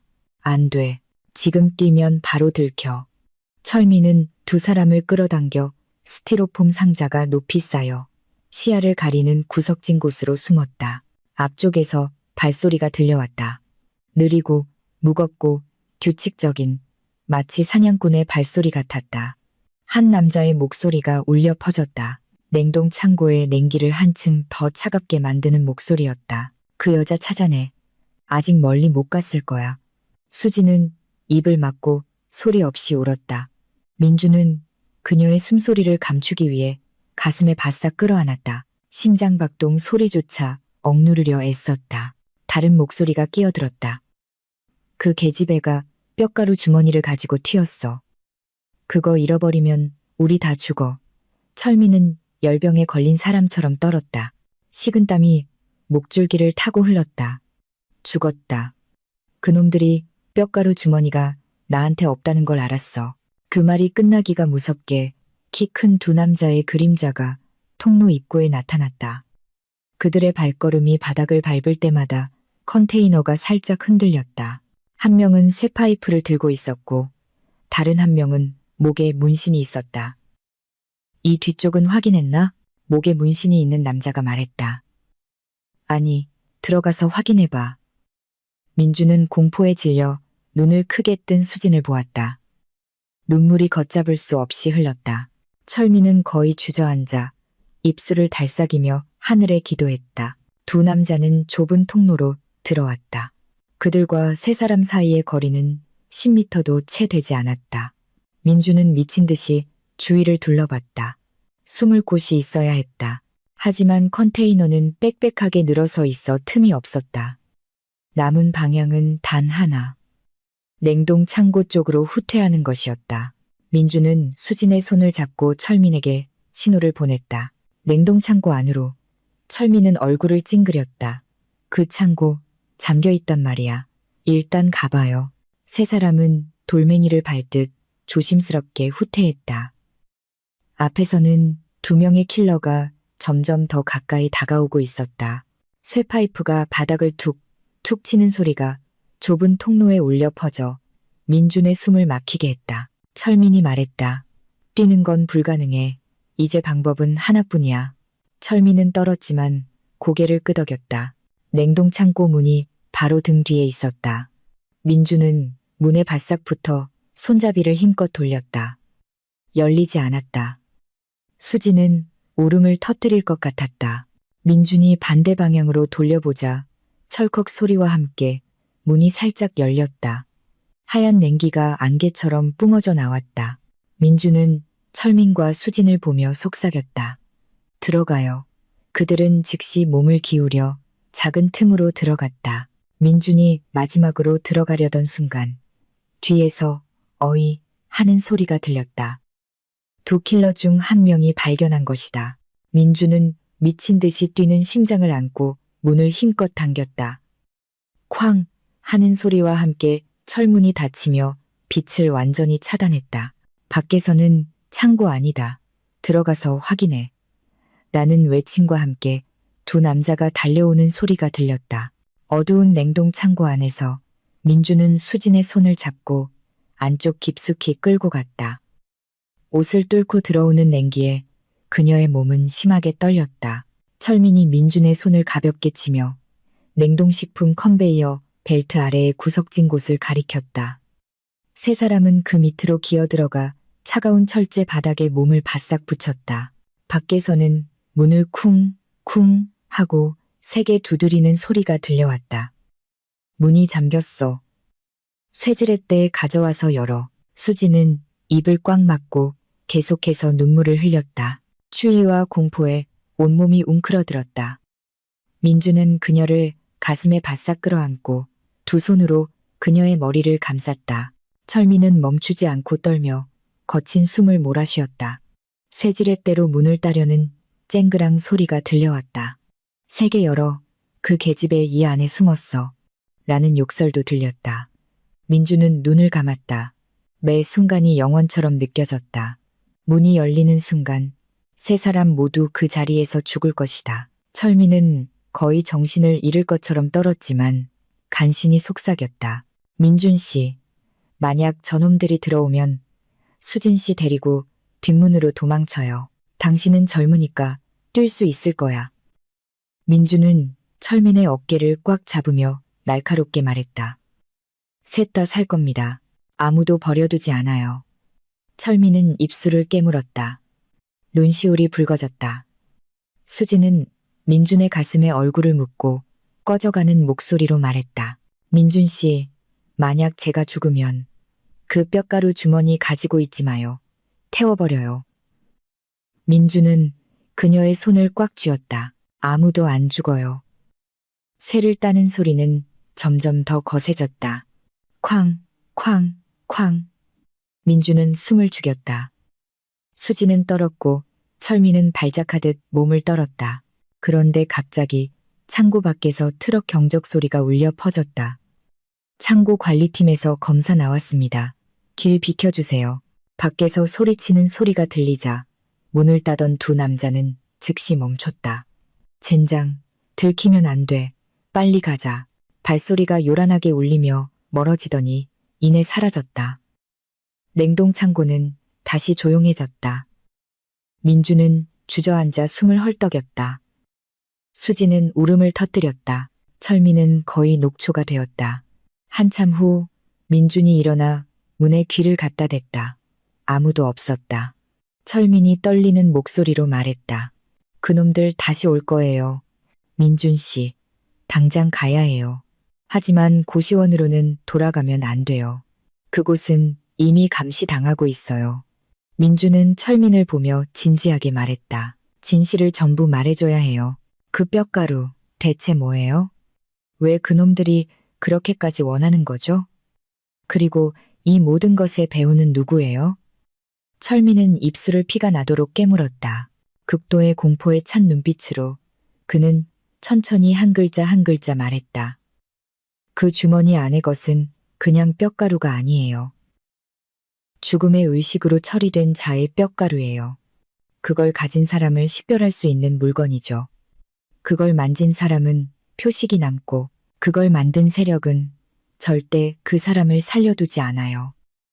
민주는 등골이 오싹해졌고 수지는 벌벌 떨었다. 그럼 그놈들은 주머니만 찾는 게 아니라 우리를 찾고 있는 거군요. 철민은 창백한 얼굴로 고개를 끄덕였다. 더 이상 찾는 게 아니에요. 그는 민준을 빤히 쳐다봤다. 추격하는 거죠. 바로 그때 냉동창고 문 바로 앞에 그림자 하나가 드리워졌다. 누군가 말없이 조용히 서 있었다.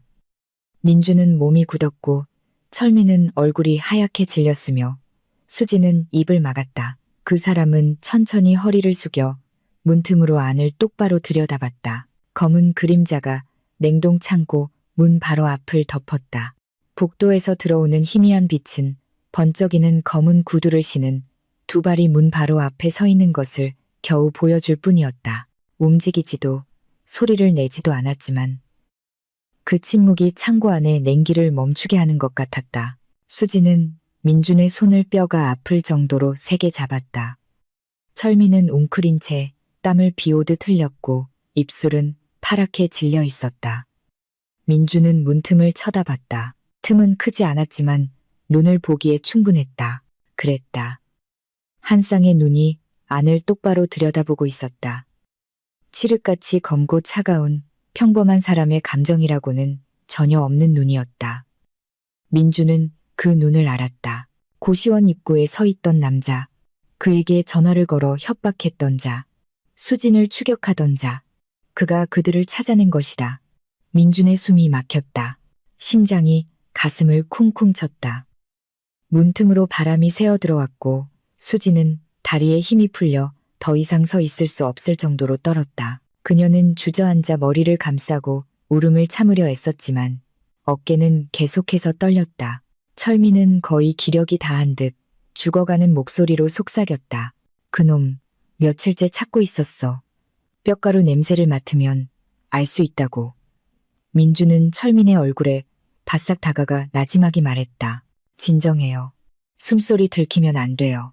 하지만 민주는 냉동창고에 숨는 것이 몇 분밖에 버티지 못할 것이며 조만간 잡힐 것이라는 것을 알았다.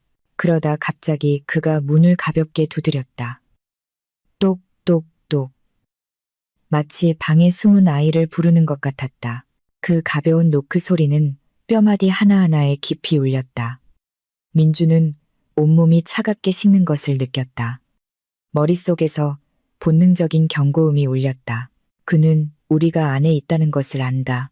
일부러 시간을 끌어 우리를 두렵게 만들려는 것이다. 낮은 목소리가 울려 퍼졌다. 김민준. 민준은 숨을 멈췄다. 그는 그의 이름을 불렀다. 묻는 것도 떠보는 것도 아니었다. 그는 민준이 여기에 있다는 것을 확신하고 있었다. 그가 다시 문을 두드렸다. 나와. 민준은 주먹을 쥐고 수진을 쳐다봤다. 수진은 미친 듯이 고개를 저었다. 눈물이 쉴 새 없이 흘렀다. 그녀는 민준의 입을 막으며 대답하지 말라고 신호했다. 마치 그가 숨을 크게 쉬기만 해도 죽을 것처럼 철민이 속삭였다. 그놈은 조직의 철입안이야. 뼈가루 냄새를 맡는 능력이 있어. 조금만 삼키면 그걸 가진 사람을 찾아낼 수 있다고. 민주는 뺨을 맞은 것 같았다. 냄새를 맡는다고? 즉, 그는 민준의 배낭에 있는 뼈가루 주머니의 존재를 감지할 수 있다는 뜻이었다. 그는 수진을 찾는 게 아니었다. 민준을 찾고 있었다.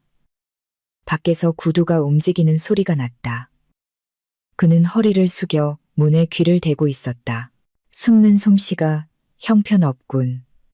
그의 목소리는 바람처럼 가벼웠지만 민준의 심장이 발끝으로 떨어지는 것을 느끼기에는 충분했다. 공기는 완전히 조용해졌다. 너무 조용했다. 민준은 더 이상 발소리도, 숨소리도, 바람소리도 듣지 못했다. 그가 가만히 서 있는 걸까? 아니면 떠난 걸까? 민준은 철민을 쳐다봤다. 철민은 고개를 저을 뿐이었다. 추격을 당해본 그는 그 침묵이 바로 덫이라는 것을 즉시 이해했다.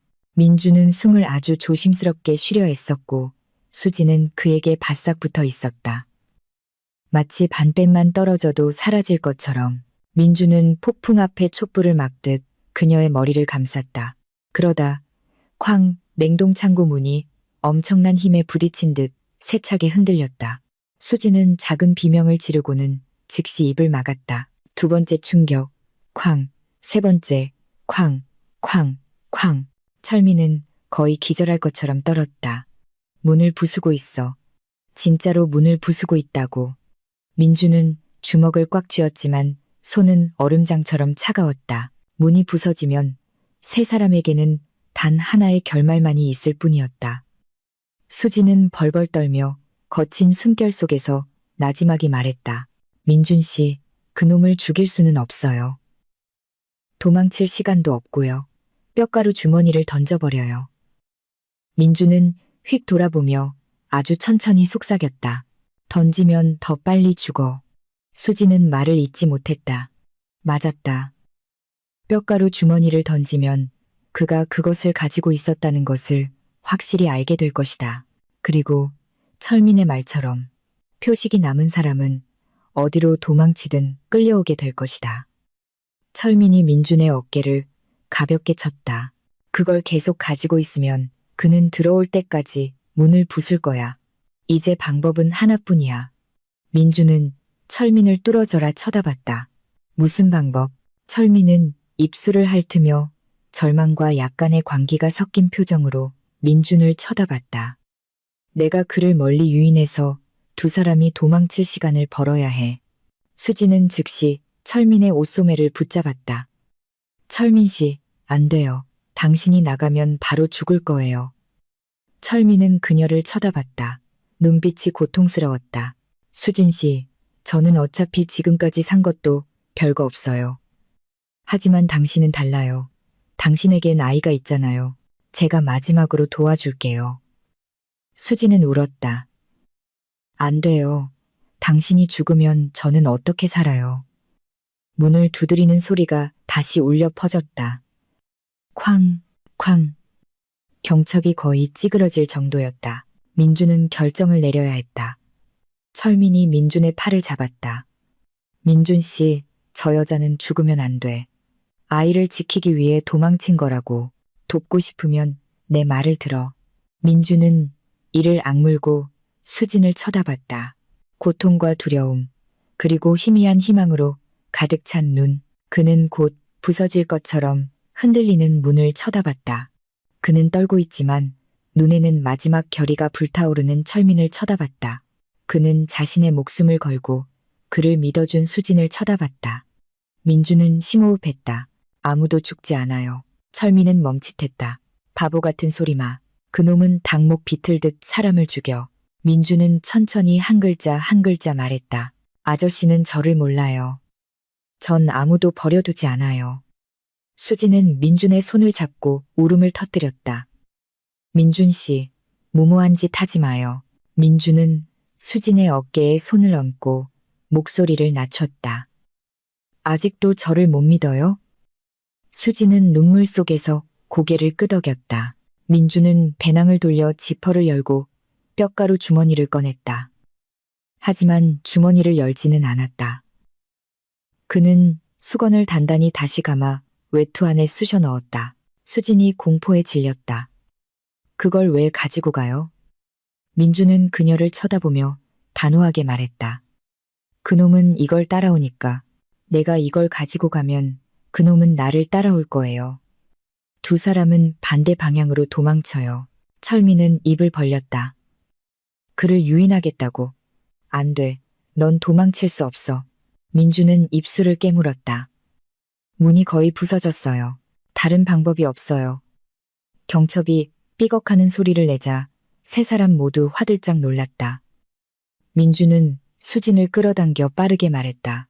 내가 뛰면 두 사람은 뒤편 냉동 통로를 따라가서 낮은 담을 넘어 시장 뒤 개천으로 가요. 뒤돌아보지 마요. 수진은 미친 듯이 고개를 저었다. 안 돼. 당신 혼자 가게 둘 수 없어요. 민주는 두 손으로 수진의 얼굴 양쪽을 잡고 그녀의 얼굴을 똑바로 쳐다봤다. 여기 있으면 셋 다 죽어요. 수진은 울음을 터뜨리며 그의 손을 손톱이 살에 파고들 정도로 세게 잡았다. 민주는 자신의 이마를 그녀의 이마에 대고 속삭였다. 반드시 돌아올게. 쾅쾅. 경첩이 반쯤 부서져 나갔다. 민주는 몸을 돌려 작은 비상구인 창고 뒷문을 향해 총알처럼 달려갔다. 철민이 민준의 손을 잡았다. 정말 괜찮겠어? 민주는 고개를 끄덕였다. 할 수 있어요. 철민은 말을 잇지 못하다가 세차게 고개를 끄덕였다. 좋아. 우린 신호를 기다릴게. 민주는 뒷문을 살짝 열었다. 강한 바람이 불어왔다. 앞에는 생존이, 뒤에는 문을 부수고 있는 살인자가 있었다. 민주는 주먹을 꽉 쥐고 숨을 골랐다. 마지막 쾅 소리와 함께 냉동 창고 문이 부서져 나갔다. 바로 그 순간 민주는 밖으로 뛰쳐나갔다. 살인자를 창고 밖으로 끌어내기 위해, 수진과 철민을 지키기 위해, 그들을 대신해 죽음과 마주하기 위해 빛을 향해 똑바로 달려갔다. 등 뒤에서 그가 소름 끼치는 포효를 내질렀다. 민주는 벼랑 끝에서 밀쳐진 사람처럼 비상구를 뛰쳐나왔다. 바람이 얼굴을 스치며 아팠고 냉동창고 뒤편의 작은 길은 미끄럽고 울퉁불퉁한 자갈 때문에 하마터면 넘어질 뻔했지만 그는 멈출 수 없었다. 1초를 멈추는 것은 그 살인자에게 잡힐 1초를 주는 것이고 수진과 철민이 죽을 1초를 주는 것이었다. 등 뒤에 냉동창고 문이 쾅 하고 누군가 세게 잡아당긴 듯한 소리가 나고 곧이어 묵직한 포효가 바로 뒤따라왔다. 김민준, 거기서. 민주는 돌아보지 않았다. 감히 돌아볼 수 없었다. 그저 달렸다. 평생 이렇게 달려본 적이 없는 것처럼 달렸다. 그는 두 줄로 늘어선 컨테이너 사이의 좁은 통로를 가로질러 달렸다. 발이 쓰레기나 날카로운 돌에 스쳐도 상관없었다. 차가운 냉기가 피부를 애는 듯했지만 민주는 그저 옷으로 가슴을 가리고 뼈가루 주머니를 꽉 껴안은 채 계속해서 달려나갔다. 등 뒤에서 못 박힌 구두가 시멘트 바닥을 쿵쿵 하고 무겁고 규칙적으로 그리고 아주 가깝게 울렸다. 그놈은 비정상적으로 빨랐다. 민주는 숨을 헐떡였다. 폐가 찢어질 듯 아팠지만 멈출 수 없다는 것을 알았다. 그는 창고 구석을 돌아 시장 주차장으로 이어지는 길로 뛰어들었다. 사람들의 말소리, 트럭 기사들의 욕설, 윙윙거리는 트럭 엔진 소리, 민주는 그 군중 속으로 뛰어들었다. 마치 마른 장작더미에 불꽃을 던진 것처럼 혼란스러웠지만 그에게는 유리했다. 그는 짐을 나르던 기사 옆을 스쳐 지나가며 하마터면 부딪힐 뻔했다. 남자가 욕을 했다. 미친놈아, 어딜 뛰어. 민주는 대답하지 않고 그놈이 나타났는지 재빨리 훑어봤다. 그때 그는 쇠가 트럭 적재함에 쨍하고 부딪히는 소리를 들었다. 그놈이 왔다. 민주는 주차된 두 대의 트럭 사이 틈으로 기어들어갔다. 심장이 미친 듯이 뛰었다.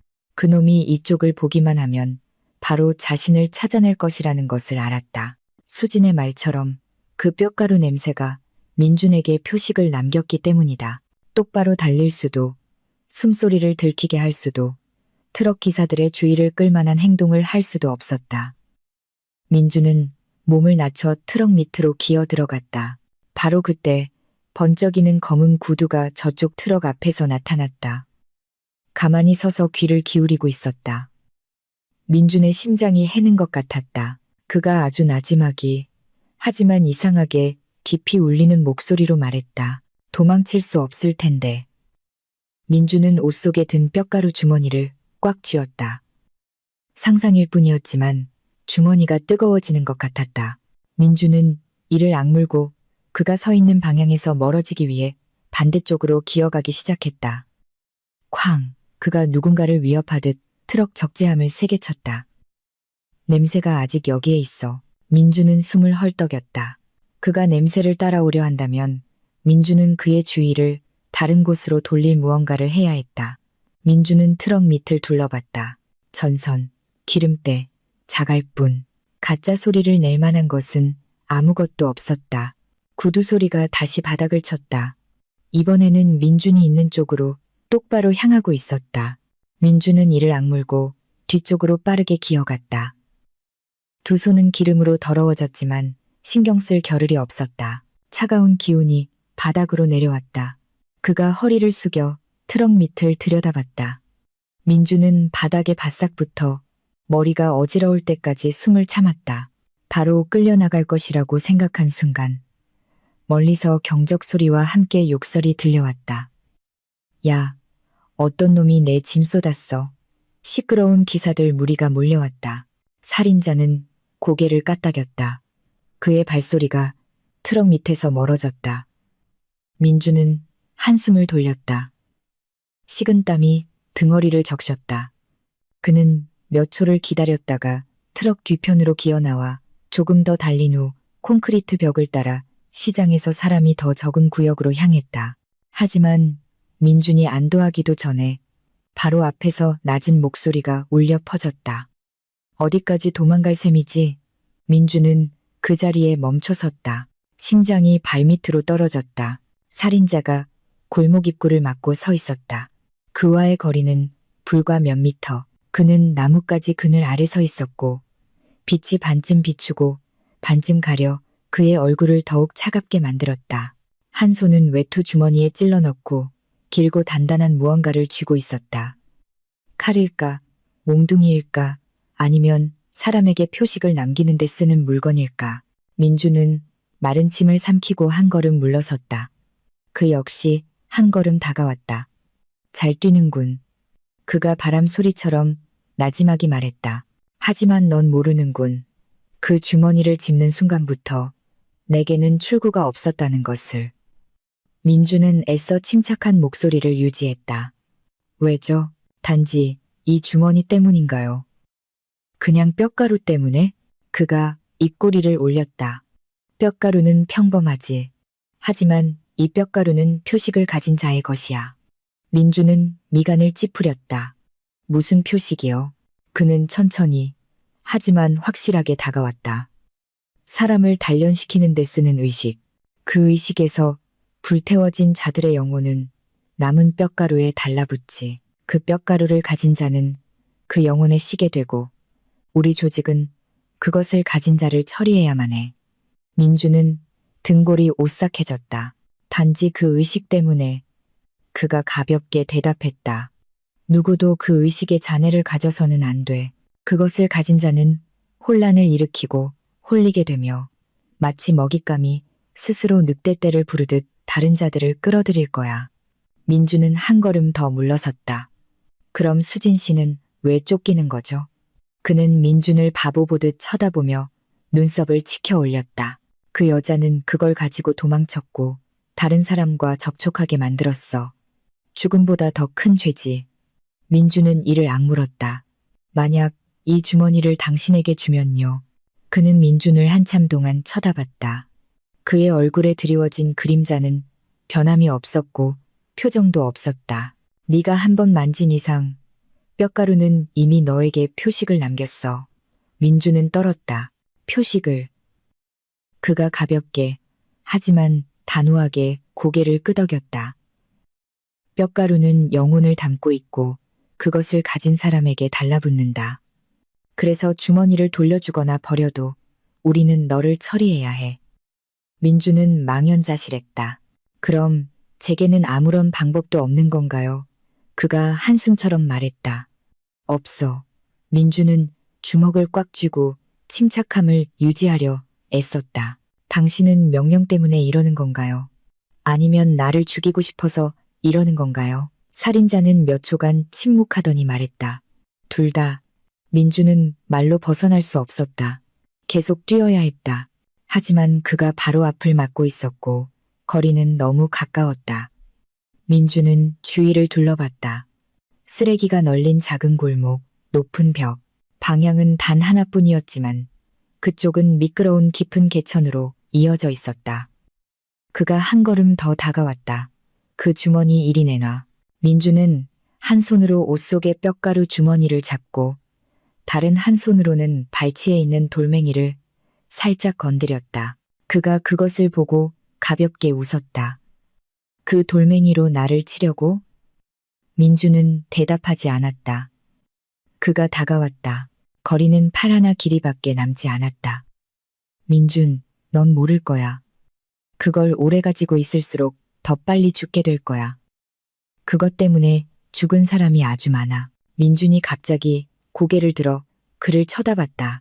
목소리가 너무나 평온해서 그조차도 살짝 멈칫했다. 당신 말이 맞아요. 그가 눈을 가늘게 떴다. 뼈가루 때문에 죽은 사람들이죠. 하지만 당신은 아나요? 그가 고개를 까딱였다. 민준이 똑똑히 한 글자 한 글자 말했다. 제가 이걸 지키는 건 다른 사람, 특히 수진 씨를 보호하기 위해서예요. 살인자의 얼굴이 즉시 굳어졌다. 눈의 살기가 강해졌다. 민준이 말을 이었다. 당신이 뼈가루 주머니를 원하고 내 목숨을 원한다면 좋아. 하지만 나를 따라와야 할 거야. 말이 끝나기가 무섭게 민주는 휙 돌아서 어두컴컴한 개천 둑을 향해 똑바로 뛰어갔다. 살인자가 포효했다. 거기서 그가 뒤를 쫓았다. 두 사람은 좁은 골목을 바람처럼 지나 시장 뒤 공터로 뛰쳐나갔다. 바람이 민준의 귓가를 스쳤다. 발밑에서 흙과 돌이 튀었다. 그의 숨소리가 마치 사냥감이 덮쳐오듯 바로 등 뒤에서 들려왔다. 몇 초만 더 있으면 그는 민준을 잡을 것이다. 하지만 민준은 멈추지 않았다. 그는 깊은 개천둑 바로 앞까지 달려갔다. 살인자가 크게 외쳤다. 거기 뛰어내리면 죽어. 민준은 이를 악물었다. 당신한테 죽는 것보다 나아. 그리고 삶과 죽음의 그 순간 민준은 칠흑같이 어두운 개천 속으로 똑바로 뛰어내렸다. 차가운 물이 민준의 몸을 감쌌다. 깊은 개천으로 떨어지면서 강한 충격에 가슴이 욱신거리고 귀가 먹먹해졌으며 숨이 막혔다. 흙탕물과 쓰레기 냄새가 역겨워 토할 것 같았지만 그는 필사적으로 발버둥쳐 수면 위로 올라오려 애썼다. 민준의 얼굴이 겨우 물 밖으로 나왔을 때 둑 위에서 살인자의 고함 소리가 울려 퍼졌다. 김민준. 그의 목소리는 분노와 경악으로 가득 차 있었다. 민준은 개천 둑 옆에 나무 뿌리를 잡고 몸을 숨기기 위해 더 어두운 물가로 몸을 끌어당겼다. 그는 둑을 따라 달리며 민준이 어느 방향으로 떠내려갔는지 필사적으로 찾았지만 민준은 이미 어둠이 완전히 가려주는 개천 다리 밑으로 숨은 후였다.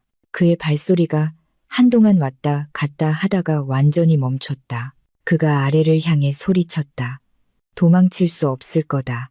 뼈가루가 너에게 표식을 남겼어. 네가 살아있는 한 나는 널 찾아낼 거야. 민주는 숨을 죽이고 차가운 진흙에 몸을 바싹 붙였다. 그는 몇 분간 서 있다가 민준이 떠오르지 않자 분노에 찬 숨소리를 내뱉기 시작했다. 마침내 그의 발소리가 점점 멀어지더니 완전히 사라졌다. 그때서야 민주는 다시 수면 위로 올라올 수 있었다. 온몸이 얼어붙을 듯 추웠고 손발은 후들거렸다. 그는 잡초가 무성하게 자란 후미진 둑으로 기어 올라갔다. 민주는 숨을 헐떡이며 앉아 가슴을 부여잡았다. 물이 흙바닥으로 뚝뚝 떨어졌다. 숨을 고르기도 전에 민주는 수진과 철민을 떠올렸다. 그는 여기에 누워 있을 수 없었다. 그 두 사람이 잡히게 둘 수는 없었다. 민주는 일어나 아픈 가슴을 부여잡고 개천둑을 따라 냉동창고 뒤편으로 돌아갔다.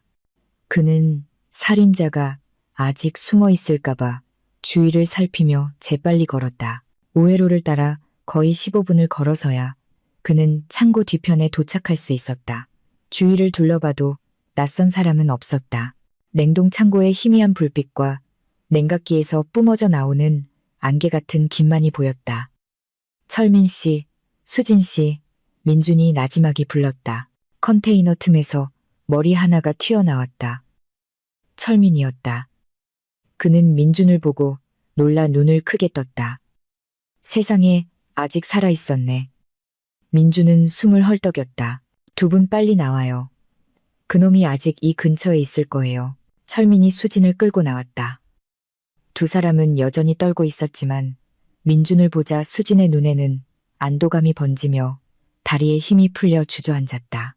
민준이 그녀를 부축하자 그녀가 흐느끼는 소리가 들렸다. 민준 씨, 죽은 줄 알았어요. 민준은 조용히 고개를 저었다. 아직 아니에요. 그놈이 절 죽이지 못했어요. 수진은 민준을 껴안고 걷잡을 수 없이 떨었다. 민준은 그녀의 어깨를 잡고 나지막이 말했다. 이제 이 일을 끝내야 해요. 계속 도망칠 수는 없어요. 철민은 마른 침을 삼키며 민준을 빤히 쳐다봤다. 어떻게 끝내? 그놈은 뼈가루 냄새를 따라 널 추격해. 그 냄새가 네 몸에 배었다고. 민준은 고개를 끄덕였다. 그는 이미 잘 알고 있었다. 그렇다면 방법은 하나뿐이에요. 이 뼈가루를 없애는 것. 수지는 얼굴이 하얗게 질렸다. 하지만 철민 씨가 말했잖아요. 그 뼈가루는 의식에 묶여 있어서 없애기 힘들다고. 철민은 민준을 쳐다보고 그의 옷 속에 숨겨진 뼈가루 주머니를 쳐다봤다. 없앨 수는 있어. 하지만 독성 연기가 퍼지지 않게 물이 있는 곳에서 태워야 해. 민준은 등 뒤에 검은 개천을 쳐다봤다. 철민은 즉시 알아차렸다. 태운 다음에 개천에 던져야 해. 수진이 공포에 질렸다. 하지만 태울 때 냄새가 더 심해지면 그놈이 냄새를 맡고 올 수도 있잖아요. 민준이 바로 대답했다. 그럼 아주 빨리 해야죠. 더 이상 반대하는 사람은 없었다. 시간이 없었다. 세 사람은 개천둑의 한적한 구석으로 갔다. 민준은 뼈가루 주머니를 꺼냈다. 수건은 그대로 감겨 있었다. 냄새에 익숙해졌지만 수건을 풀자 안에 든 회색 가루는 여전히 등골을 서늘하게 만들었다. 수지는 입을 막고 눈물을 글썽였고 철민은 닿을까봐 두려운 듯 반걸음 물러섰다. 민준은 일할 때 항상 가지고 다니던 라이터를 꺼냈다. 손이 살짝 떨렸지만 평생 이렇게까지 단호했던 적은 없었다. 철민이 나지막이 말했다. 불이 붙으면 바로 던져. 뼈가루가 몸에 튀지 않게 조심하고. 민준은 고개를 끄덕였다. 그는 라이터를 켰다. 작고 푸른 불꽃이 바람에 흔들렸다. 뼈가루는 마치 해방의 순간을 기다리는 것처럼 빛을 반짝였다. 민준은 심호흡하고 불꽃을 통 가장자리에 가까이 가져갔다. 뼈가루는 거의 즉시 불이 붙었다. 작은 훅 소리와 함께 마치 독성 증기가 폭발하듯 불길이 치솟았다. 불꽃은 평범한 불꽃과 달랐다. 녹색이었다가 마치 뼈가루 안에 무언가가 반응하는 것처럼 짙은 붉은색으로 변했다. 수지는 두려워하며 민준에게 기댔다. 철민은 손으로 눈을 가렸다. 불길이 거세지자 민준이 외쳤다. 물러서요. 세 사람은 서둘러 뒤로 물러섰다. 불길이 가장 높이 치솟았을 때 민준은 온 힘을 다해 뼈가루 주머니를 개천 바닥으로 똑바로 던졌다. 치익, 물이 끓어오르는 소리가 났다. 독성 연기가 순간 피어올랐다가 옅어지며 완전히 꺼졌다. 이상한 냄새도 함께 사라졌다. 더 이상 민준을 쫓는 것은 아무것도 없었다. 철민은 그 광경을 보며 마치 무거운 짐을 내려놓은 사람처럼 눈물을 글썽였다. 끝났어. 뼈가루의 의식이 사라졌어. 수지는 안도감에 얼굴을 감싸고 울었지만 민주는 여전히 가만히 서 있었다. 그는 아직 끝나지 않았다는 것을 알았다. 그 살인자는 아직 남아 있었다. 민주는 철민을 향해 돌아섰다. 이제 그놈이 냄새를 따라올 수 없는 거죠? 철민이 고개를 끄덕였다. 그래, 이제 실이 끊긴 거야. 널 놓쳤어. 민주는 한숨을 내쉬었다. 며칠 만에 처음으로 수지는 주저앉아 민준을 껴안았다. 목소리가 터져 나왔다. 살았군요, 정말로.